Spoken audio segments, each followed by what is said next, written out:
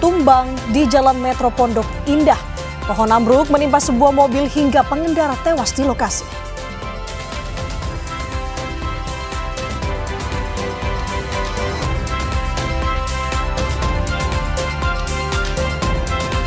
Atap lapangan padel di wilayah Kembangan, Jakarta Barat ambruk usai diterpa angin kencang. Pengunjung yang tengah berolahraga panik berhamburan menyelamatkan diri.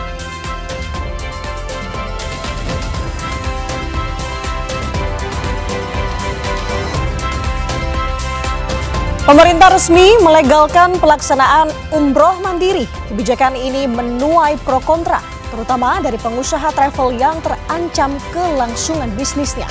Lalu bagaimana sebenarnya aturan umroh mandiri ini? Kami akan membahasnya dalam dialog pagi ini.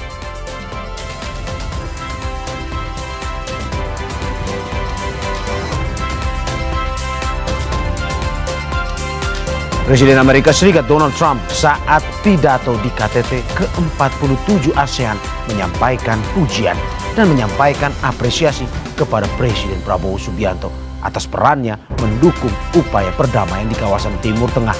Apakah dampak pujian Trump terhadap diplomasi Indonesia dan perdamaian Gaza? Kami juga akan bahas dalam dialog nanti.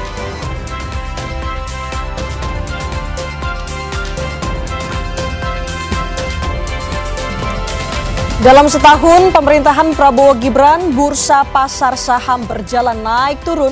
Total dalam setahun, dana asing yang kabur dari Indonesia mencapai 85,3 triliun rupiah. Meski begitu, Menkyu Purbaya Yudisadewa optimis IHSG bakal melesat alias to the moon dalam jangka pendek. Informasinya akan dibahas di Kompas Bisnis.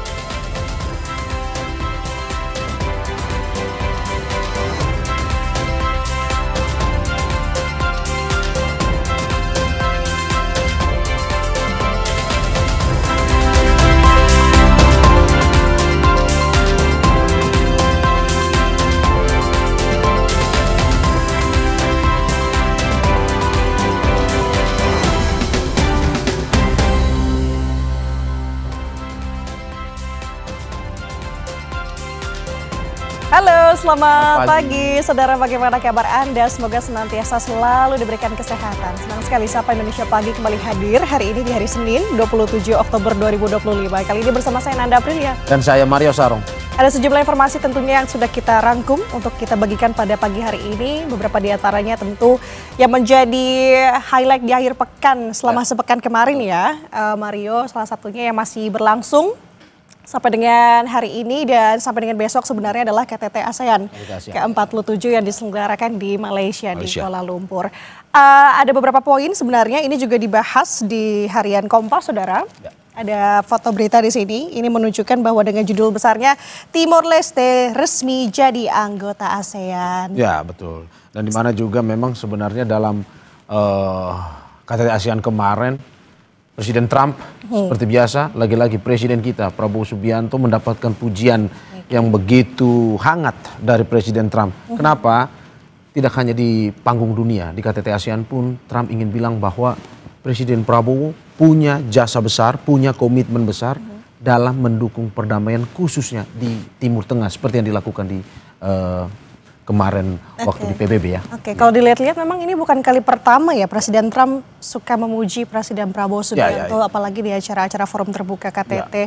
Kemarin terakhir puji lagi ya, apalagi bilangnya ini adalah sahabat saya, gitu kan. Tapi ini menjadi pertanyaan juga untuk kita telisik lagi sebenarnya apa sih sebenarnya maksud dan tujuan dari pujian-pujian itu untuk urusan diplomatis kah atau politis kah? Tapi memang Nanda, kalau misalkan kita melihat bahwa terkait dengan perkumpulan tersebut multilateral, ujung-ujungnya memang untuk kebersamaan dan juga untuk perdamaian. Di mana Indonesia memilih untuk menjadi sebuah negara yang memang mendukung seperti itu. Sehingga apa yang dilakukan di KTT ASEAN kemarin pun juga di PBB, itu memang ujung-ujungnya tujuan utamanya adalah bagaimana Indonesia menjadi negara yang mengakomodir itu.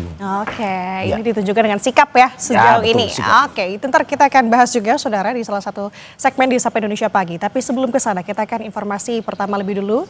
Ada informasi kebakaran terjadi di wilayah Tambora, Jakarta Barat Senin dini hari saudara. 2 rumah warga ludes terbakar. Diduga kebakaran berasal dari korsleting listrik di salah satu rumah warga. Merah, terpantau dari Krukut. Ya. Kobaran api terlihat dari permukiman padat penduduk di Jalan Betet dalam RT 3 RW 1 Kelurahan Tanah Sereal, Tambora, Jakarta Barat pada Senin dini hari. Warga berupaya untuk melokalisir api agar tidak merambat ke bangunan lainnya. Namun lokasi kebakaran yang berada di gang sempit membuat api dengan cepat merambat. Akibat kejadian ini 2 rumah warga ludes terbakar. Sementara itu diduga kebakaran dipicu oleh korsleting listrik dari salah satu rumah warga. Petugas damkar mengerahkan 22 unit mobil pemadam hingga api berhasil dipadamkan kurang dari 1 jam.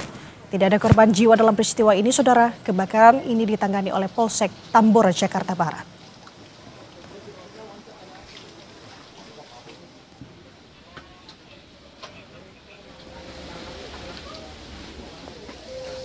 Kita ke informasi selanjutnya. Atap lapangan padel di wilayah Kembangan, Jakarta Barat ambruk usai diterpa angin kencang. Para pengunjung yang tengah berolahraga panik berhamburan menyelamatkan diri.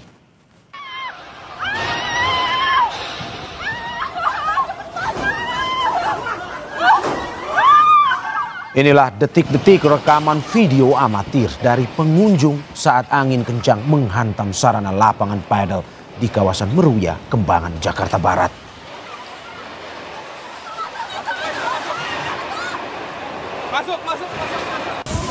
Warga yang sedang berolahraga pun panik berhamburan menyelamatkan diri saat bagian atap lapangan yang perlahan ambruk. Kata saksi mata, peristiwa terjadi saat hujan deras disertai angin kencang yang melanda wilayah Jakarta Minggu siang. Tak ada korban jiwa maupun luka-luka dalam peristiwa ini. Polres Metro Jakarta Barat sedang menyelidiki kejadian ini.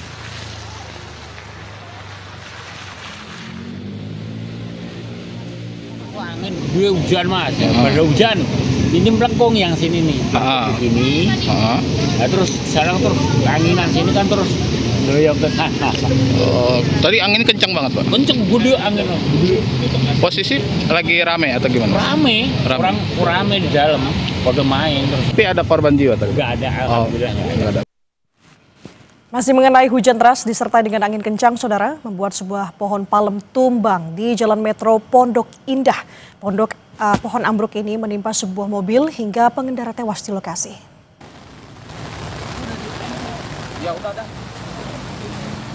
Pohon tumbang menimpa sebuah mobil yang sedang melintas dari arah Pondok Indah menuju Lebak Bulus. Kerasnya hantaman pohon membuat atap mobil remuk, saudara. Akibatnya pengemudi mobil tewas di lokasi dan langsung dibawa ke Rumah Sakit Pondok Indah. Imbas peristiwa ini, arus lalu lintas menuju Lebak Bulus sempat macet hingga 3 km.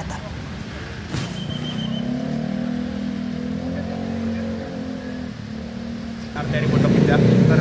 Itu pas lagi hujan apa gimana Bang? Pas angin kencang tadi Mas, pas hujan juga. Korban meninggal di tempat. Lagi jalan Pak? Iya lagi jalan. Lagi arah kemana Pak ini Pak? Dari arah bundaran Pondok Indah ke Lebak Bulus. Lebak Bulus ya. Kondisinya langsung kena angin langsung brak gitu Pak ya? Iya langsung ambruk gitu. Sementara itu, saudara, Senin dini hari suasana duka menyelimuti kediaman Hari Nugroho Prasetyo, pria berusia 60 tahun di kawasan Pondok Indah, Jakarta Selatan Senin dini hari. Hari merupakan pengemudi mobil yang meninggal tertimpa pohon tumbang di kawasan Pondok Indah. Sejumlah keluarga maupun kerabat masih terus berdatangan untuk menyampaikan bela sungkawa. Karangan bunga dari kerabat dan juga sejumlah kolega terus berdatangan. Sejak Minggu malam, saudara, jenazah telah disemayamkan di rumah duka. Rencananya, jenazah akan dimakamkan Senin pagi di TPU Giri Taman Tonjong, Bogor, Jawa Barat.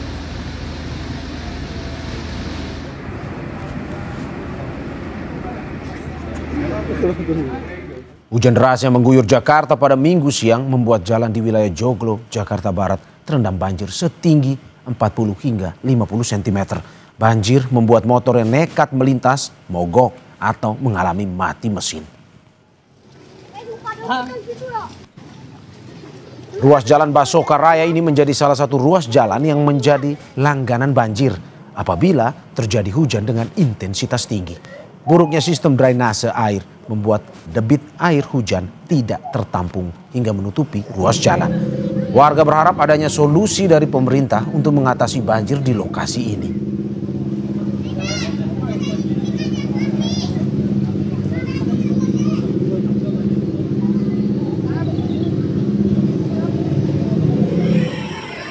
Selain itu, banjir setinggi 60 cm juga melanda perumahan Taman Asri Larangan, Kota Tangerang, Banten pada Minggu sore.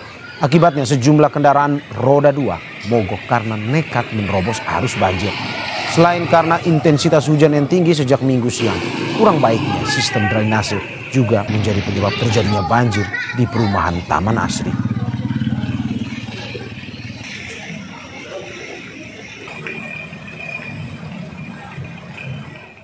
Banjir yang merendam jalur Pantura Kaligawe Semarang, Jawa Tengah mulai surut, saudara. Berdasarkan visual pantauan udara pada Minggu sore ini, ketinggian air terus menyusut hingga di bawah 50 cm. Bus dan juga kendaraan kecil yang sebelumnya tidak bisa melintas, kini mulai lalu lalang di 2 lajur, baik dari jalur menuju Kabupaten Demak maupun ke arah Semarang.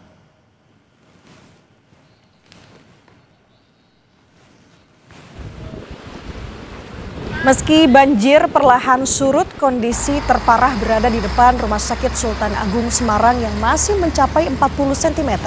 Hingga Minggu sore, petugas terus menyiagakan perahu karet guna membantu mobilisasi tenaga kesehatan maupun juga masyarakat yang hendak ke rumah sakit.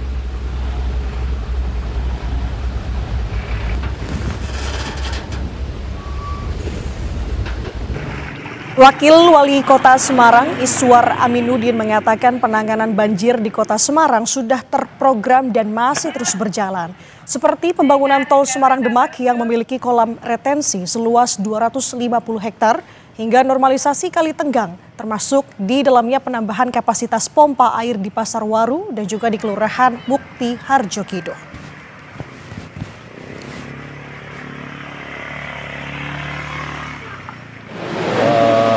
Pompa air Mukti Harjokidul.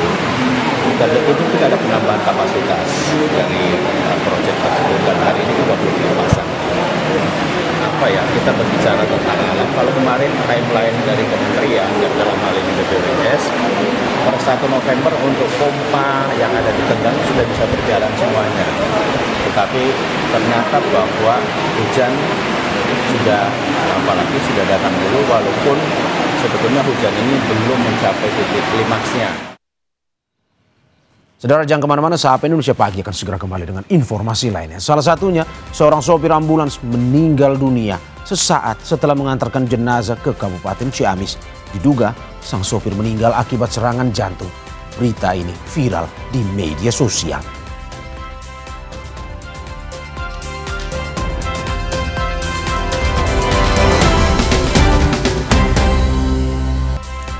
Sapa Indonesia Pagi kembali hadir menemani Anda, saudara. Guguran lava terjadi di Gunung Semeru, Lumajang, Jawa Timur pada Minggu malam. Bahkan jarak luncur yang mencapai 2.000 meter dari atas puncak Mahameru. CCTV BPBD Lumajang merekam guguran lava pijar dari Gunung Semeru dengan jarak luncur hingga 2 km ke arah tenggara. Gunung tertinggi di Jawa itu telah tercatat mengalami 26 letusan dengan kolom abu mencapai 1.000 meter. Warga mengaku sudah terbiasa, namun tetap waspada dengan memantau kondisi Semeru secara visual.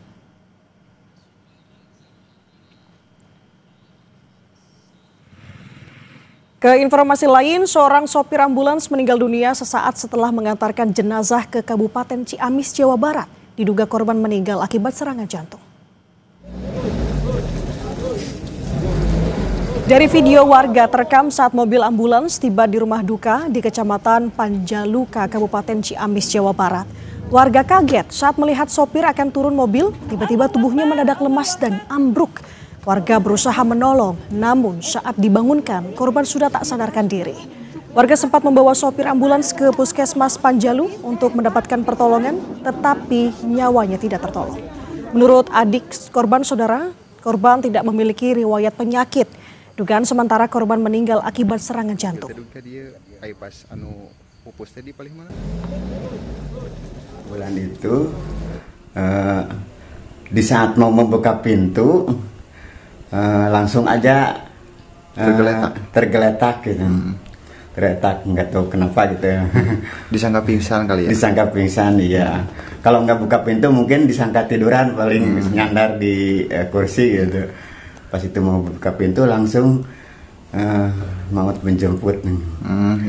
Sepanjang perjalanan alhamdulillah masih biasa ngobrol, nggak ada tanda-tanda apa-apa gitu. Saudara, akibat jembatan yang rusak, puluhan siswa SD di Kabupaten Mamasa, Sulawesi Barat harus menyeberang sungai untuk pergi ke sekolah. Mereka harus digendong para guru dan juga petugas keamanan karena arus sungai bisa tiba-tiba deras. Puluhan siswa SD Negeri 006 Boteng, Kecamatan Mehalaan, Kabupaten Mamasa, harus menyeberangi sungai untuk pergi dan pulang sekolah. Saat musim hujan seperti sekarang, sungai bisa tiba-tiba meluap atau arus menjadi deras. Hal ini bisa membahayakan para siswa yang menyeberang. Khawatir dengan situasi ini, para guru dan petugas Babin Kamtipmas setempat harus menggendong satu persatu siswa untuk menyeberangi sungai. Para siswa harus menyeberangi sungai karena jembatan yang selama ini menjadi penghubung satu-satunya rusak sejak 3 tahun lalu. Saya melihat anak sekolah sangat sedih dalam menyeberangi sungai yang arusnya deras. Adapun hal ini saya lakukan ketika cuaca lagi tidak bersahabat dengan tujuan untuk menghindari hal-hal yang tidak diinginkan. Sejak jembatan rusak, para siswa kerap diliburkan saat musim hujan dan saat sungai banjir. Para siswa juga kerap terjebak di sekolah ketika arus sungai tiba-tiba meluap karena hujan di hulu.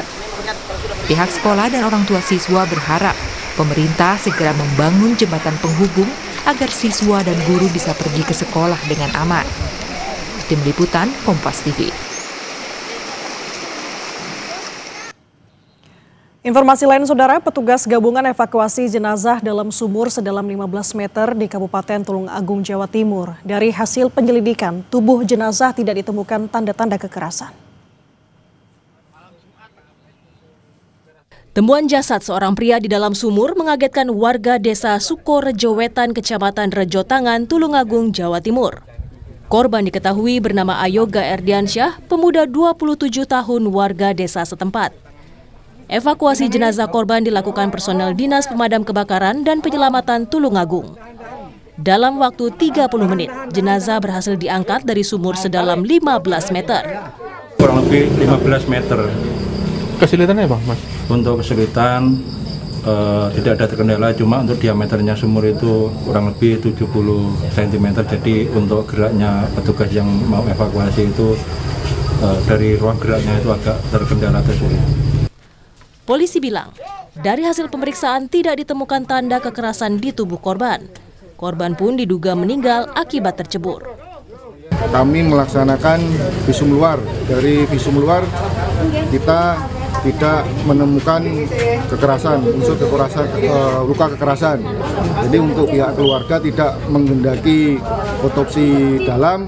Selanjutnya kami kembalikan ke pihak keluarga untuk dilaksanakan pemakaman. Korban dikabarkan hilang dari rumah sejak Kamis malam 23 Oktober. Keluarga telah mencarinya namun tidak membuahkan hasil. Pada Sabtu sore, 25 Oktober, seorang warga melihat jasad mengambang di dalam sumur di tengah kebun jagung yang berjarak sekitar 150 meter dari rumahnya. Slamet Widodo, Kompas TV, Tulung Agung, Jawa Timur. Kejaksaan Agung memamerkan sejumlah barang sitaan dari beberapa kasus korupsi, di antaranya mobil mewah milik terpidana kasus korupsi Harvey Mois. Kejagung memamerkan kendaraan milik Harvey, saudara, berupa mobil sport berwarna merah dan juga Mercedes-Benz warna abu-abu.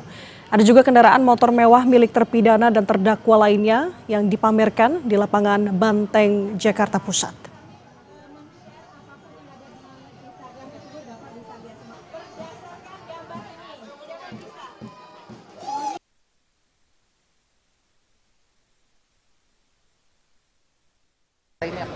Yang jelas tujuannya itu untuk mendekatkan kejaksaan kepada masyarakat. Nah, di sini pusat penerangan hukum yang memang sehari-harinya jumpa ya dengan masyarakat, dengan teman-teman semua, ini melahirkan program atau kegiatan seperti ini supaya masyarakat lebih tahu nih apa yang udah dikerjakan oleh kejaksaan.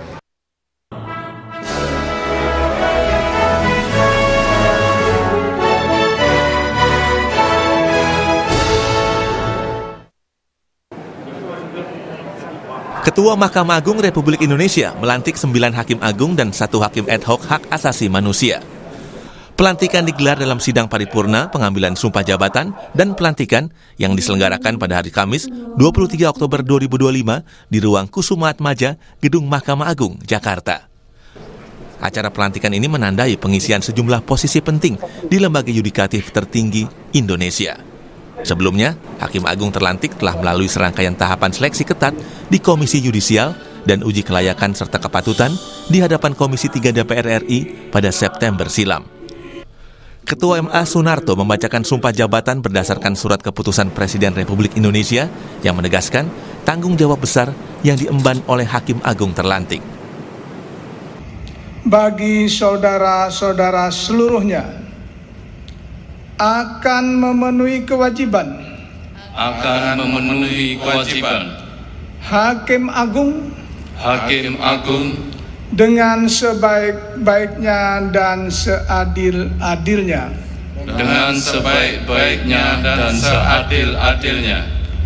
memegang teguh Undang-Undang Dasar Negara Republik Indonesia tahun 1945, memegang teguh Undang-Undang Dasar Negara Republik Indonesia tahun 1945 dan menjalankan segala peraturan perundang-undangan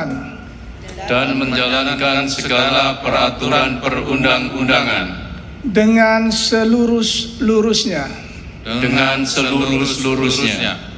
menurut Undang-Undang Dasar Negara Republik Indonesia tahun 1945. Menurut Undang-Undang Dasar Negara Republik Indonesia tahun 1945. Serta berbakti kepada nusa dan bangsa.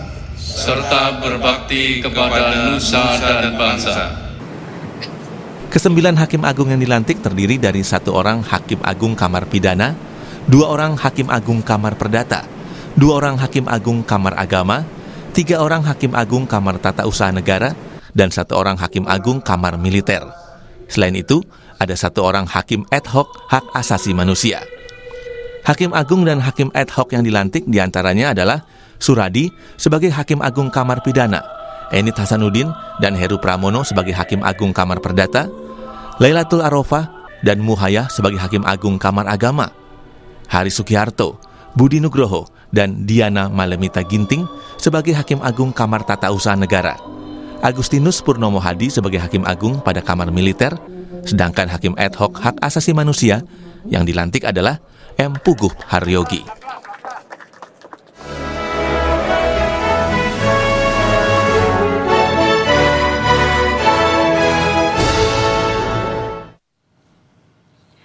Pemerintah resmi melegalkan pelaksanaan umroh mandiri. Kebijakan ini menuai pro kontra, terutama dari pengusaha travel yang terancam kelangsungan bisnisnya. Lalu sebenarnya bagaimana aturan umroh mandiri ini? Kami akan membahasnya dalam dialog usai jeda.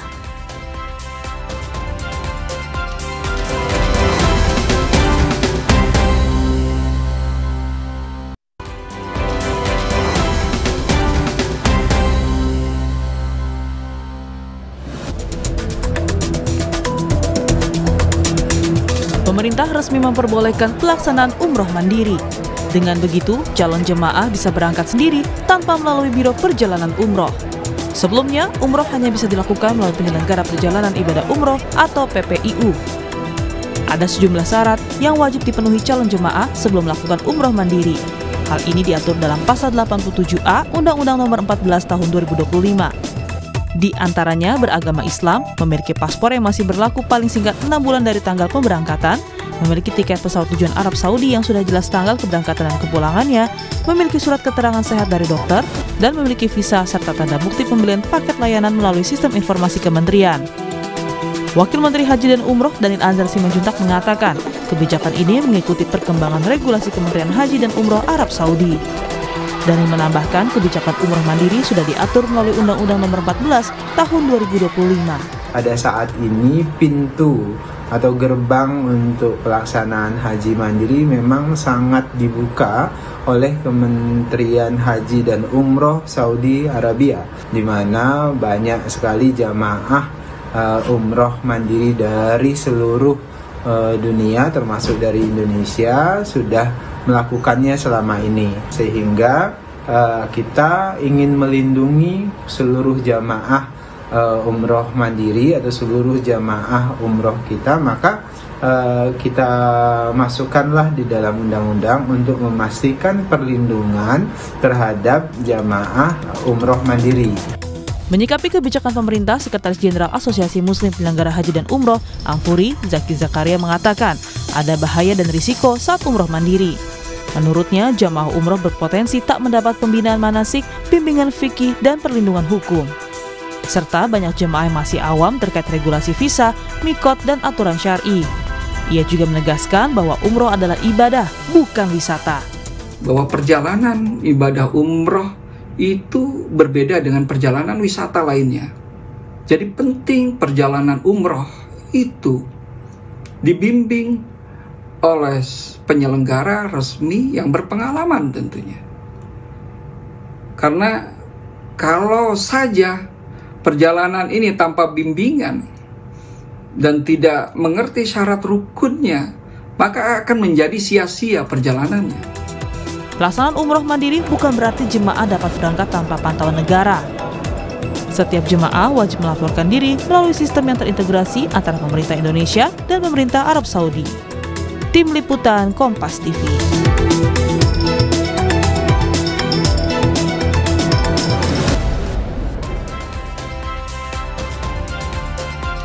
Pemerintah resmi memperbolehkan umroh mandiri. Keputusan itu tertuang dalam Undang-Undang Penyelenggaraan Ibadah Haji dan Umroh Nomor 14 Tahun 2025. Lalu, apa syarat dan ketentuannya? Serta apa sikap Asosiasi Muslim Penyelenggara Haji dan Umroh Republik Indonesia atau Ampuri atas kebijakan ini? Akan kita bahas bersama juru bicara Kementerian Haji dan Umroh, Ihsan Marsha. Mas Ihsan, selamat pagi. Assalamualaikum. Waalaikumsalam warahmatullahi wabarakatuh. Selamat pagi Mas Mario. Pagi, Mas. Dan juga Sekjen DPP Ampuri, Zaki Zakaria. Selamat pagi Pak Zaki, Assalamualaikum. Selamat pagi Mas Mario dan salam hormat juga Pak Ihsan. Ya, terima kasih Bapak-Bapak sudah bergabung di Dialog Sapa Indonesia Pagi pada hari ini. Saya ke Mas Ihsan terlebih dahulu. Mas Ihsan, mekanisme seperti apa kalau bisa dijelaskan terkait dengan umroh mandiri ini? Baik Mas Mario, sebelumnya kami ucapkan terima kasih tentu kepada teman-teman Kompas TV dan juga setelah hadir bersama kita Pak Zaki berbicara tentang pengaturan umroh mandiri yang dihadirkan dalam Undang-Undang Nomor 14 Tahun 2025 ini menjadi sebuah keniscayaan yang disampaikan oleh Pak Menteri dan juga Wakil Menteri melihat bagaimana keterbukaan dan juga dinamika kebijakan yang dihadirkan oleh pemerintah Arab Saudi melalui program-program reformasi kebijakan, salah satunya berkaitan dengan Saudi Vision 2030 yang menargetkan peningkatan jumlah tamu Allah di Arab Saudi, khususnya berkaitan dengan umroh mandiri yang dibuka lebih luas dan juga dapat diakses oleh individu dari seluruh negara-negara di seluruh dunia. Dan berkaitan dengan mekanisme di dalam undang-undang juga dibahas tentang bagaimana dari kementerian menghadirkan sebuah sistem informasi kementerian yang tentu nanti akan terintegrasi dengan sistem kementerian Arab Saudi yang insya Allah ini juga sedang dalam tahap persiapan. Dan tentu ini juga akan melibatkan teman-teman nantinya dalam berkaitan dengan penguatan sistem ini, teman-teman asosiasi, dan disinilah nanti prosesnya akan dimulai dalam konteks bagaimana peran pemerintah dalam menghadirkan payung hukum mendukung dan juga menghadirkan sistem informasi tadi dalam konteks penyelenggaraan umroh mandiri. Dan tentu lagi-lagi kami menyampaikan bahwa ini juga memerlukan banyak masukan tentunya, juga berkaitan dengan bagaimana komunikasi kita dengan pemerintah Arab Saudi berkaitan dengan integrasi sistem yang terus didukung, termasuk saat ini kita juga tengah membahas berkaitan dengan integrasi sistem dalam penyelenggaraan haji. Begitupun nanti yang akan kita bangun dalam konteks umroh mandiri ini, dan seluruh mekanisme umroh mandiri kalau sekarang kita ketahui difasilitasi melalui platform digital resmi pemerintah Arab Saudi yang kita kenal dengan Nusuk. Dan kita bisa melihat melalui sistem ini calon jamaah dapat mengajukan visa, memilih hotel yang terverifikasi dan juga mengatur akomodasinya, dan juga sudah diharuskan memiliki tiket kepulangan dan juga keberangkatan dan kepulangan, Mas Mario. Oke, berarti singkatnya Mas Iksan, dibuka umroh mandiri tapi negara tetap menjamin keamanan dan juga kenyamanan dari para jemaah ini ya? Betul seperti itu, Mas. Oke, saya ke Pak Zaki. Pak Zaki, bagaimana Ampuri menyikapi hal ini? Ya, terima kasih Mas Mario dan juga Pak Ihsan tadi dengan tanggapannya. Ya, terus terang Ampuri menyikapi hal ini dengan kebijakan legalisasi umroh mandiri dalam UU PIHU 14 2025 ini. Ya, kita melihat bahwa masyarakat sekarang memang sudah boleh berangkat umroh tanpa melalui travel. Tapi kami menilai bahwa kebijakan ini tentu sangat berisiko ya. Sangat berisiko bagi jamaah, bagi negara kita, khususnya bagi ekosistem ekonomi berbasis keumatan yang telah terbangun selama puluhan tahun bahkan sebelum kemerdekaan, karena penyelenggaraan umroh dan haji tidak lepas dari para ormas Islam, pesantren, dan juga tokoh-tokohnya. Dan sekarang ini selama perjalanan umroh haji sampai sekarang banyak sekali ya yang namanya penyelenggara itu yang memang asalnya berasal dari pesantren, lembaga pendidikan, ormas Islam dan lain-lain. Menyikapi pasal 86 ayat 1 bahwa legalisasi umroh mandiri, tentu kita melihat bahwa ini sangat berisiko dan berpotensi mengabaikan prinsip pembinaan, pengawasan, perlindungan jamaah. Jadi kalau kita melihat flashback ke belakang mengenai sejarah tentang regulasi dan perundang-undangan umroh haji, semangatnya itu pembinaan, pengawasan, perlindungan, dan lain-lain. Mulai dari Undang-Undang Umroh Haji 99, 2008, 2019, semangatnya itu. Nah, dan sepanjang undang-undang sepanjang ini tidak ada yang namanya legalisasi umroh mandiri. Karena terus terang umroh mandiri ini, kalau dalam bahasa Undang-Undang Nomor 8 2019 itu masuk kategori berisiko. Berisiko. Dan di sini dengan dibebaskannya umroh mandiri, tentu yang pertama terdampak itu adalah masyarakat. Pengguna umroh mandiri. Kenapa? Coba kita melihat undang-undang PIHU yang baru ini, PIHU baru yang 2025 dalam pasal 96 ayat 5 menyebut bahwa jamaah umroh dan petugas umroh wajib mendapatkan perlindungan jiwa, kesehatan, kecelakaan, layanan akomodasi, konsumsi, dan lain-lain, kecuali umroh mandiri. Artinya umroh mandiri dalam ayat ini dijelaskan bahwa tidak mendapatkan perlindungan. Pasal 96 ayat 5 itu sudah jelas. Harus mengusahakan sendiri ya? Mandiri. Kenapa? Harus mengusahakan sendiri apapun kebutuhannya. Harus mengusahakan sendiri. Jadi tidak ada yang di sini kan bahasanya pelindungan kan. Pelindungan jiwa, kesehatan, kecelakaan, dan lain-lain. Pelayanan itu umroh mandiri tidak dapat perlindungan. Oke, Pak Zaki, saya juga mencatat sedikit apa yang Anda sampaikan ini terkait dengan Anda tadi bilang flashback. Tragedi gagal berangkat pada tahun 2016 yang menimpa lebih dari 120.000 calon jemaah umroh. Menurut Anda ini bisa terjadi juga di tahun ini, apalagi diberlakukan umroh mandiri ini? Sangat-sangat, ini yang kami khawatirkan. Terus terang, Undang-Undang Nomor 8 2019 itu sudah sangat bagus. Setelah undang-undang ini 2019 tidak ada lagi kejadian sedahsyat sebelumnya. Nah, kalau ini dibuka lagi, nanti khawatir pemerintah Kemenhaj ini akan sibuk memantau dan juga menindak pelanggaran-pelanggaran. Ini kita tidak perlu berbicara ke depan. Ini 1-2 hari ke belakang saya mendapatkan laporan dari DPD Ampuri Jawa Timur. Di Banyuwangi terjadi penipuan banyak sekali. Nah, kita lagi meminta video-videonya. Yang diselenggarakan oleh penyelenggara umroh mandiri dan penyelenggara tidak berizin, ya. Artinya aktivis penyelenggara umroh mandiri seperti ini yang tidak berizin, ini yang penipuan ini mereka lah yang melakukan. Saya ke Mas ini Iksan. Baru mulai ini. Saya ke Mas Iksan. Mas Iksan, bagaimana Anda mendakapi apa yang menjadi kekhawatiran Ampuri melihat baik itu sesuai dengan mekanisme dalam peraturan undang-undang atau juga yang tadi disampaikan oleh Pak Zaki ada temuan-temuan di lapangan seperti itu?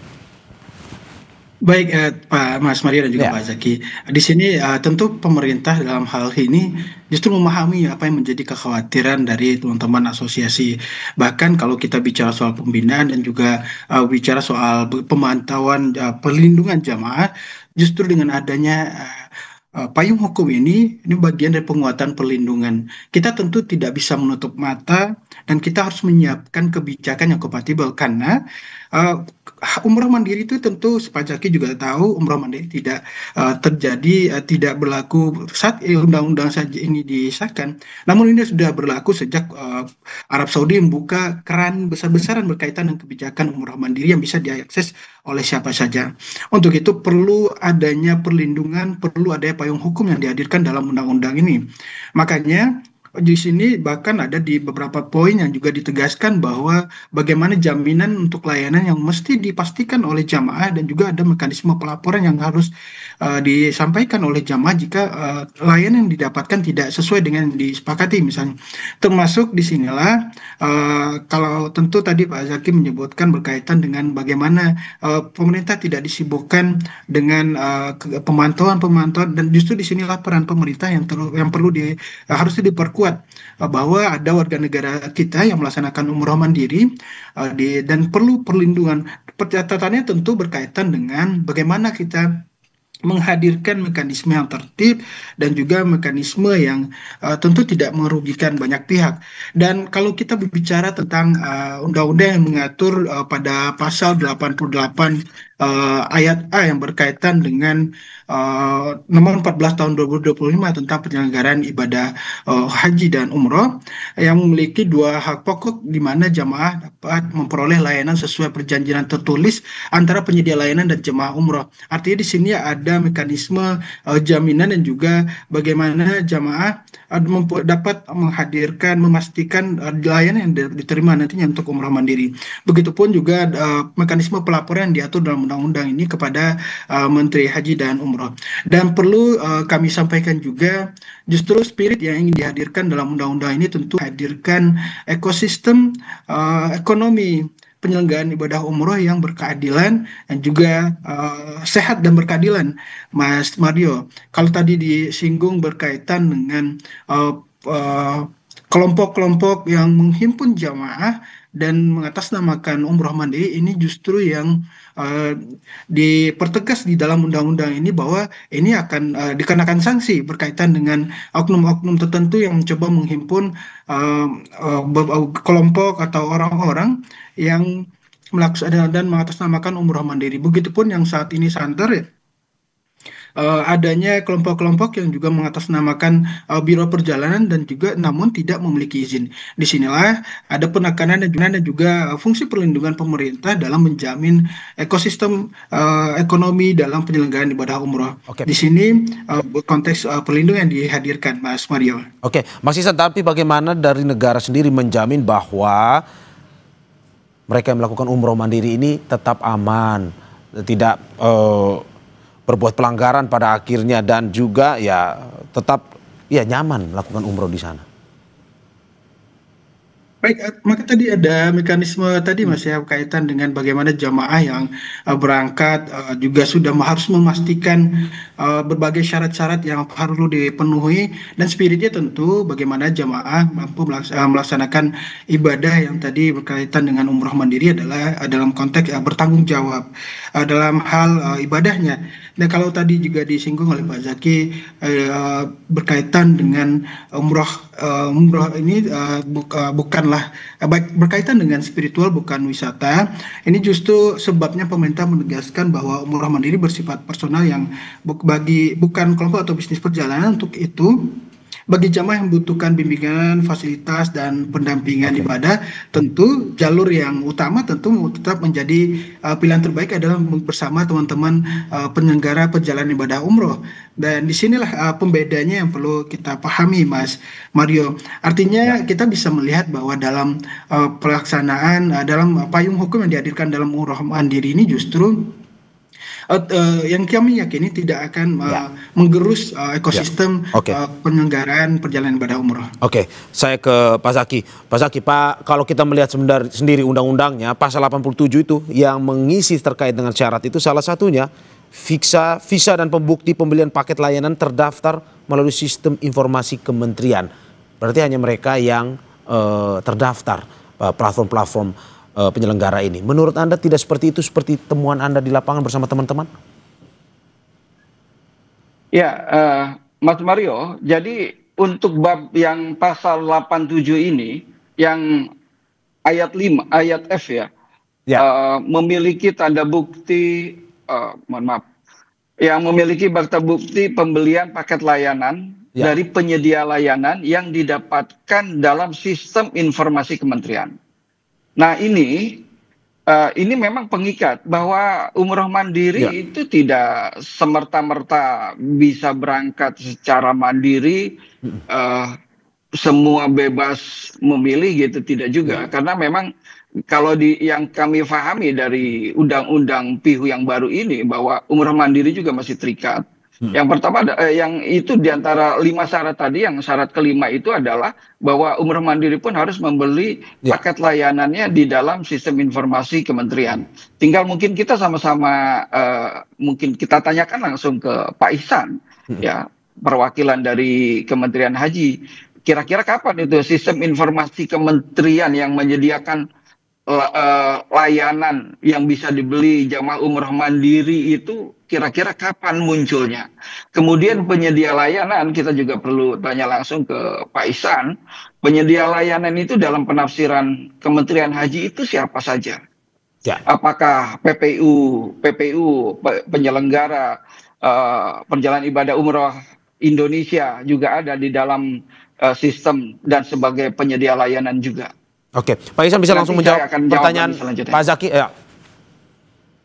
Baik Pak Zaki, di beberapa kesempatan memang kami juga menyampaikan diskusi berkaitan dengan penyiapan sistem ini, termasuk dalam pelibatan teman-teman dari asosiasi. Mengingat juga bagaimana nanti ada beberapa skema yang juga disiapkan berkaitan dengan sistem ini, termasuk ada opsi-opsi pelibatan asosiasi dalam penjalanan di dalamnya.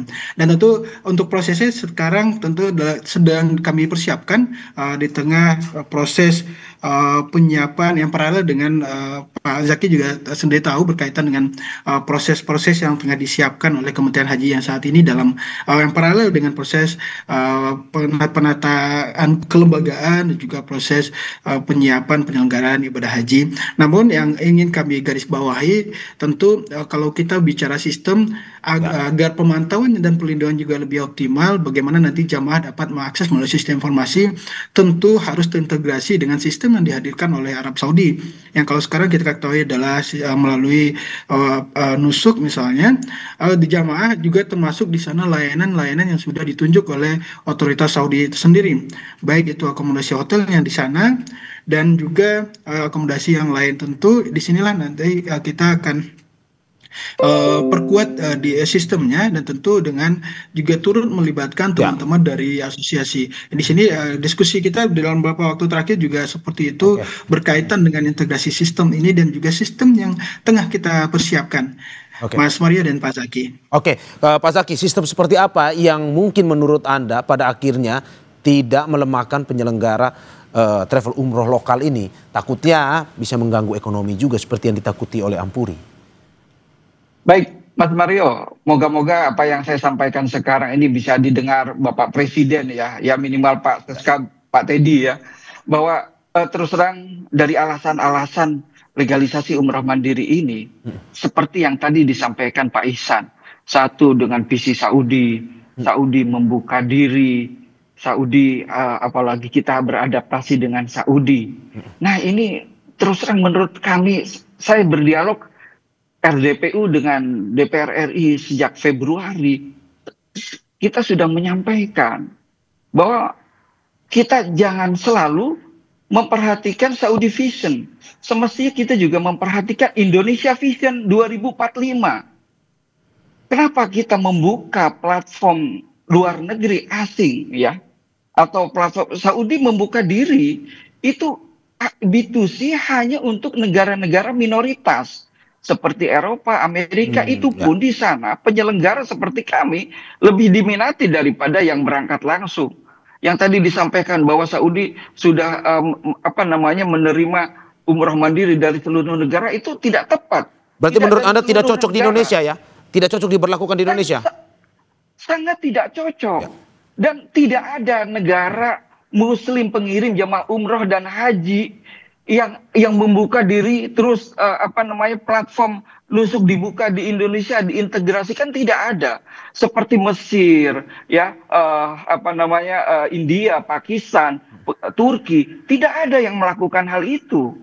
Tidak ada yang membuka platform asing seperti misalkan kalau Cina ada TikTok Shop, ada Alibaba, dibuka di Indonesia, silakan masyarakat Indonesia untuk membeli langsung ke platform Cina. Ini kan modelnya akan seperti itu ke depannya. Nah ini berbahaya sekali buat bangsa kita. Buat ekonomi berbasis keumatan ini sangat berbahaya sekali. Tapi saya yakin Bapak Presiden tidak akan berpikir, tidak akan mempunyai maksud seperti ini. Contohnya Mesir nih, ini Mas Mario, Pak Ihsan, mohon maaf sekali. Contohnya Mesir, sebelum pandemi, Mesir itu meminta kepada Saudi, tolong rakyat saya, warga Mesir jangan diberi visa umroh, itu hampir 3 tahun. Jangan diberi visa umroh kecuali 3 bulan. Rajab, Sya'ban, Ramadan, Syawal, 4 bulan, mohon maaf. Itu kan umroh semestinya 10 bulan. Mesir, itu pernah. Saya tanya ke perusahaan Mesir, ini kenapa kok Mesir mempunyai kebijakan itu? Ya itu kebijakan pemerintah Mesir ingin mengurangi jamaah umroh. Ya kan memang kita tahu lah bahwa kalau kita langsung membeli, masyarakat Indo membeli ke platform luar negeri secara langsung, bagaimana pajaknya? Kita akan tergerus, kita tidak akan mengembangkan TKDN yang selalu digaung-gaungkan pemerintah. Kita ini yang UMKM kecil, penyelenggara-penyelenggara ini, kita ini Pak Mario bukan 9 naga yang mengelola ribuan triliun, bukan. Kita ini semua berbasis pesantren, berbasis ekonomi keumatan. Contoh saya mempunyai pesantren. Ketum Ampuri mempunyai pesantren. Bahkan Ketum Ampuri nama travel dan pesantrennya sama karena pesantrennya didirikan dari travelnya. Jadi tolonglah ini landasan dan mindsetnya ini perlu diamati lagi lah. Perlu direview lagi tentang legalisasi ini. Dan mohon libatkan kami untuk berdialog secara serius dengan pemerintah. Karena RDPU di bulan Februari kita hanya diminta untuk memberikan masukan ke DPR. Setelah itu selesai, tidak ada dialog yang intens sehingga menghasilkan sebuah hasil undang-undang yang solid dan bermanfaat untuk kita semua. Saya ke Mas Ihsan. Mas Ihsan, bagaimana Anda melihat ketakutan dari teman-teman rekan-rekan di Ampuri ini? Sampai saat ini katanya belum cocok sebenarnya untuk diterapkan di Indonesia. Tapi bagaimana Anda melihat ya perlu ada dialog sebenarnya dengan rekan di Ampuri? Ya Mas Mario dan Mas Zaki, tentunya Pak Zaki, tentu menurut hemat kami tentu kita tidak termasuk dalam hal menghadirkan narasi yang justru menurut kami ini justru kontraproduktif dengan ikhtiar-ikhtiar yang ingin dihadirkan oleh pemerintah dalam konteks memberikan payung hukum tadi, apalagi dengan bahasa sedikit bahasa yang menurut saya itu juga terlalu dalam konteks berbahaya yang disampaikan oleh Pak Zaki. Namun lebih daripada itu tentu kolaborasi tentu akan terus kita bangun bersama teman-teman asosiasi, dan juga kami sudah beberapa kali kesempatan juga Pak Menteri, Pak Wakil Menteri, justru spirit yang akan kami hadirkan adalah bagaimana menghadirkan ekosistem penyelenggaraan yang sehat, yang berkeadilan, menghadirkan ruang persaingan yang sehat untuk teman-teman asosiasi. Bahkan di berbagai kesempatan kami juga mendengar masukan, dan juga teman-teman dari asosiasi yang lain juga berbicara tentang bagaimana penguatan-penguatan yang perlu kita bangun melalui regulasi ini. Karena memang kalau kita tidak berbicara tentang bagaimana menghadirkan kebijakan yang kompatibel, karena ini kaitan dengan jamaah kita dalam konteks kemurahan mandiri ini bukan hal yang baru, Pak Zaki juga ketahui. Perlu kita kita berikan perlindungan hukum yang jelas, dan tentu dengan tata kelola yang jelas, yang kami yakini ini tidak akan menggerus ekosistem dari teman-teman penyelenggara perjalanan ibadah umroh. Ini yang kami yakini. Bahkan tadi kalau kita bicara menyinggung dengan berkaitan dengan paksa pasarnya, kita apalagi dalam konteks pesantren dan juga jamaah-jamaah yang tinggal di lingkungan pesantren, bahkan jamaah kita mungkin kalau bisa dibuatkan semacam survei misalnya, kita bisa melihat bagaimana kecenderungan jamaah yang melakukan umroh mandiri maupun memilih pendampingan dan juga pelayanan yang optimal melalui penyelenggara perjalanan ibadah umroh. Mas Ihsan, singkat saja bahwa ke depan masih akan ada dialog bersama rekan-rekan ataupun stakeholder penyelenggara, terutama Ampuri juga ya, terkait dengan undang-undang ini. Baik Mas Mario, tentu kita sebagai pelaksana amanah undang-undang yakni melalui Kementerian Haji dan Umroh, dan juga ekosistem yang juga sangat luas bersama teman-teman asosiasi, tentu kita perlu banyak berdiskusi, dan juga dalam rangka menjaga amanah undang-undang ini untuk penguatan dan juga menjaga tadi ekosistem yang berkeadilan, ekosistem yang sehat untuk kehidupan keumatan dan kebangsaan. Terima kasih Mas. Pak Zaki, singkat saja terakhir, masih akan ada dialog bersama kementerian terkait dengan untuk menciptakan ekosistem yang sehat ini? Kami berharap, kami menunggu dari Pak Ihsan dan juga Kementerian Haji dan Umroh Indonesia untuk mengundang kami, Ampuri dan juga 12 asosiasi lainnya untuk sama-sama ke depan berdialog lebih intens, karena terus terang masih ada pasal turunan dari pasal Undang-Undang PIHU yang sekarang ini yang masih bisa kita pertimbangkan langkah selanjutnya. Cuma memang kegelisahan di semua asosiasi bahwa tadi kalau Pak Ihsan menyampaikan masalah berkeadilan, betul kami juga mengharapkan keadilan, karena yang kami rasakan sekarang itu unfairness, tidak ada keadilan, di mana penyelenggara ini diawasi 24 jam oleh PPNS ya. Moga-moga nanti PPNS Kemenhaj juga mulai aktif. Kemudian kita harus diwajibkan sertifikasi, akreditasi, surveillance, harus ada bank garansi, membayar pajak, menciptakan lapangan kerja, operasional dan lain-lain. Di sisi lain terbuka, seperti seandainya izin pertambangan ya. Misalkan izin pertambangan diwajibkan, artinya yang tidak punya izin tidak boleh menambang. Tidak ada penambang mandiri gitu. Dan moga-moga ke depan ini bisa difahami. Ya, moga-moga ke depan kita bisa ada dialog yang ya pada akhirnya ini membuka semua ya, menyelamatkan ekosistem ini akan lebih baik lagi ke depan. Terima kasih sekali lagi juru bicara Kementerian Haji dan Umroh Ihsan Marsya dan juga Sekjen DPP Ampuri Zaki Zakaria. Bapak-bapak, terima kasih, sehat-sehat selalu. Mas Mario, Pak Zaki, terima kasih. Sehat selalu. Saudara, jangan kemana-mana, Sapa Indonesia Pagi akan segera kembali dengan informasi lainnya. Salah satunya Presiden Amerika Serikat Donald Trump saat pidato di KTT ke-47 ASEAN memuji Presiden Prabowo Subianto atas perannya mendukung upaya perdamaian di kawasan Timur Tengah. Apakah dampak pujian Trump terhadap diplomasi Indonesia dan perdamaian Gaza? Kita ulas usai jeda bersama rekan saya, Nanda Aprilia.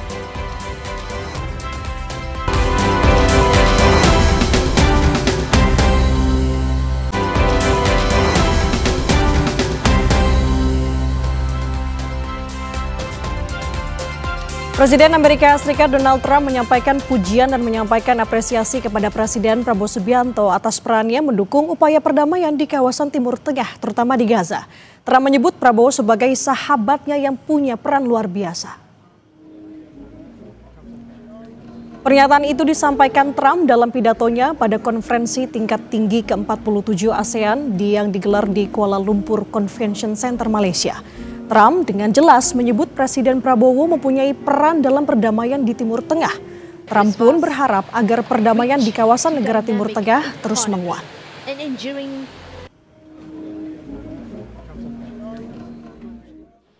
That also includes the end of the war in Gaza. We've signed a very strong agreement. We have 59 countries involved, and we have numerous of them right here at this table. Like, as an example, Indonesia, my new friend. Thank you very much for helping. We appreciate it. I want to thank Malaysia and Brunei as well as my friend, President Prabowo of Indonesia, for their incredible support of these efforts to secure the new day for the Middle East. It really is a new day. There's never been a period of time like this.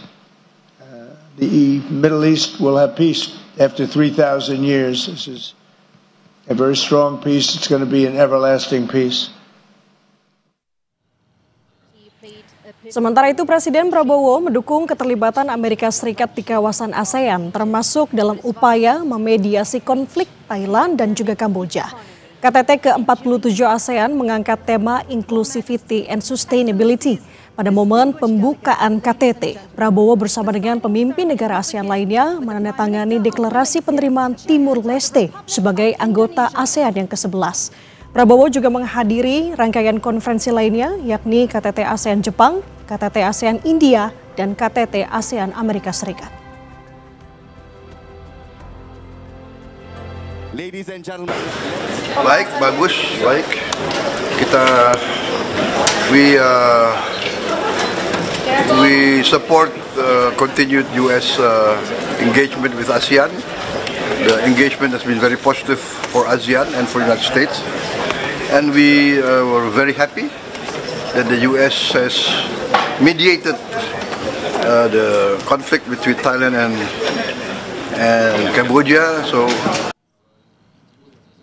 Saudara, Presiden Amerika Serikat Donald Trump secara gamblang memuji Presiden Prabowo Subianto karena dianggap mempunyai peran penting dalam perdamaian di Gaza. Apakah dampak pujian Trump ini terhadap diplomasi bagi Indonesia dan kelangsungan Gaza? Pagi ini kita akan bahas dengan narasumber yang sudah bergabung bersama kami melalui sambungan daring, Guru Besar Hukum Internasional Universitas Indonesia, Profesor Hikmahanto Juwana. Assalamualaikum Prof, apa kabar? Baik, waalaikumsalam, sehat ya. Alhamdulillah sehat Prof.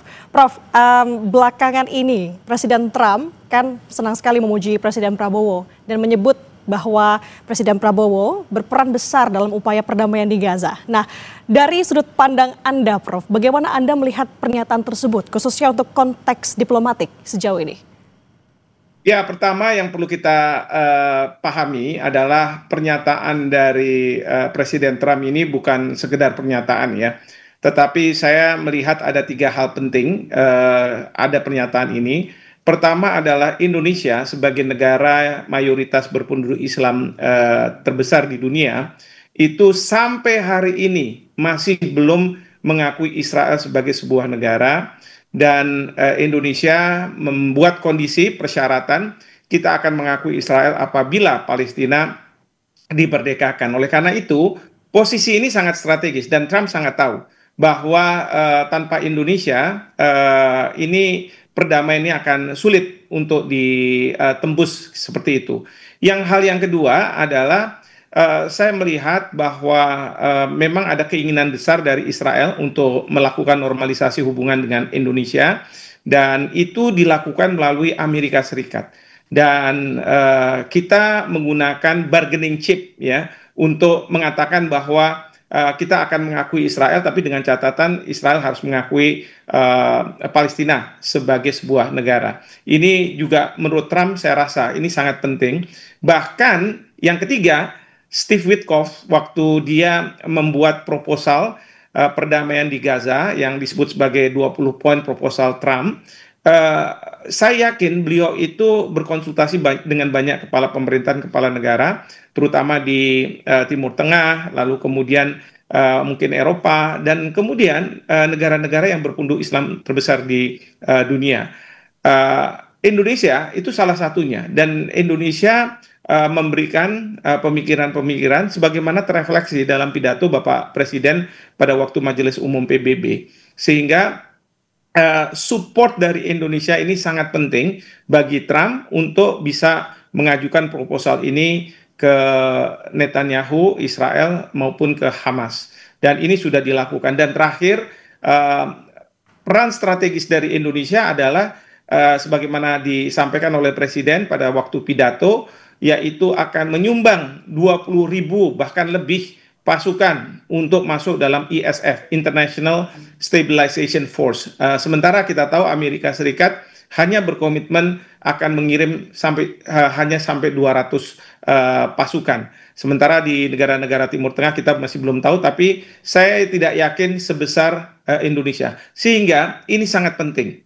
Nah, oleh karena itu, dampak dari apa yang disampaikan oleh Trump, apresiasi terhadap Presiden Prabowo, adalah Indonesia akan punya peran yang sangat sentral dalam mengawal nantinya kemerdekaan dari Palestina. Saya berharap Bapak Presiden, saya tidak tahu apakah masih ada pertemuan dengan Presiden Trump, bisa mendorong agar pertama segera dibentuknya ISF, supaya gencatan senjata ini bisa terus terjaga, terpelihara. Yang kedua adalah menurunkan ISF, International Stabilization Force. Dan Indonesia, kita menurut Bapak Presiden sudah siap pasukan TNI kita untuk segera masuk ke sana, bahkan juga membuka berbagai bantuan, termasuk gelaran rumah sakit darurat yang akan ada di Gaza untuk mengobati para rakyat sipil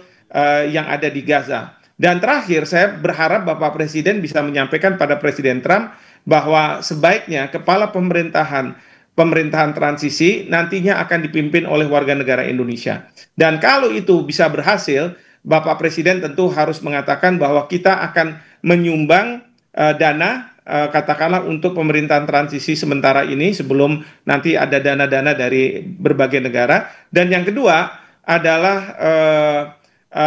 SDM, sumber daya manusia yang akan membantu siapapun yang menjadi kepala pemerintahan transisi kalau dari Indonesia. Dan tentunya kita berharap bahwa BUMN karya kita bisa masuk ke Gaza untuk melakukan rekonstruksi. Dan ini bisa menyelesaikan juga permasalahan perekonomian di Indonesia untuk merekrut banyak pekerja dan lain sebagainya. Jadi ini peran sangat strategis dari Indonesia, sudah diapresiasi oleh Presiden Trump, dan saya yakin Presiden Trump hanya salah satu kepala pemerintahan, kepala negara yang mengapresiasi apa yang dilakukan oleh Indonesia. Saya yakin banyak negara yang mengapresiasi, dan kita harus mengkapitalisir ya posisi ini untuk benar-benar mengawal agar Palestina bisa merdeka, seperti itu.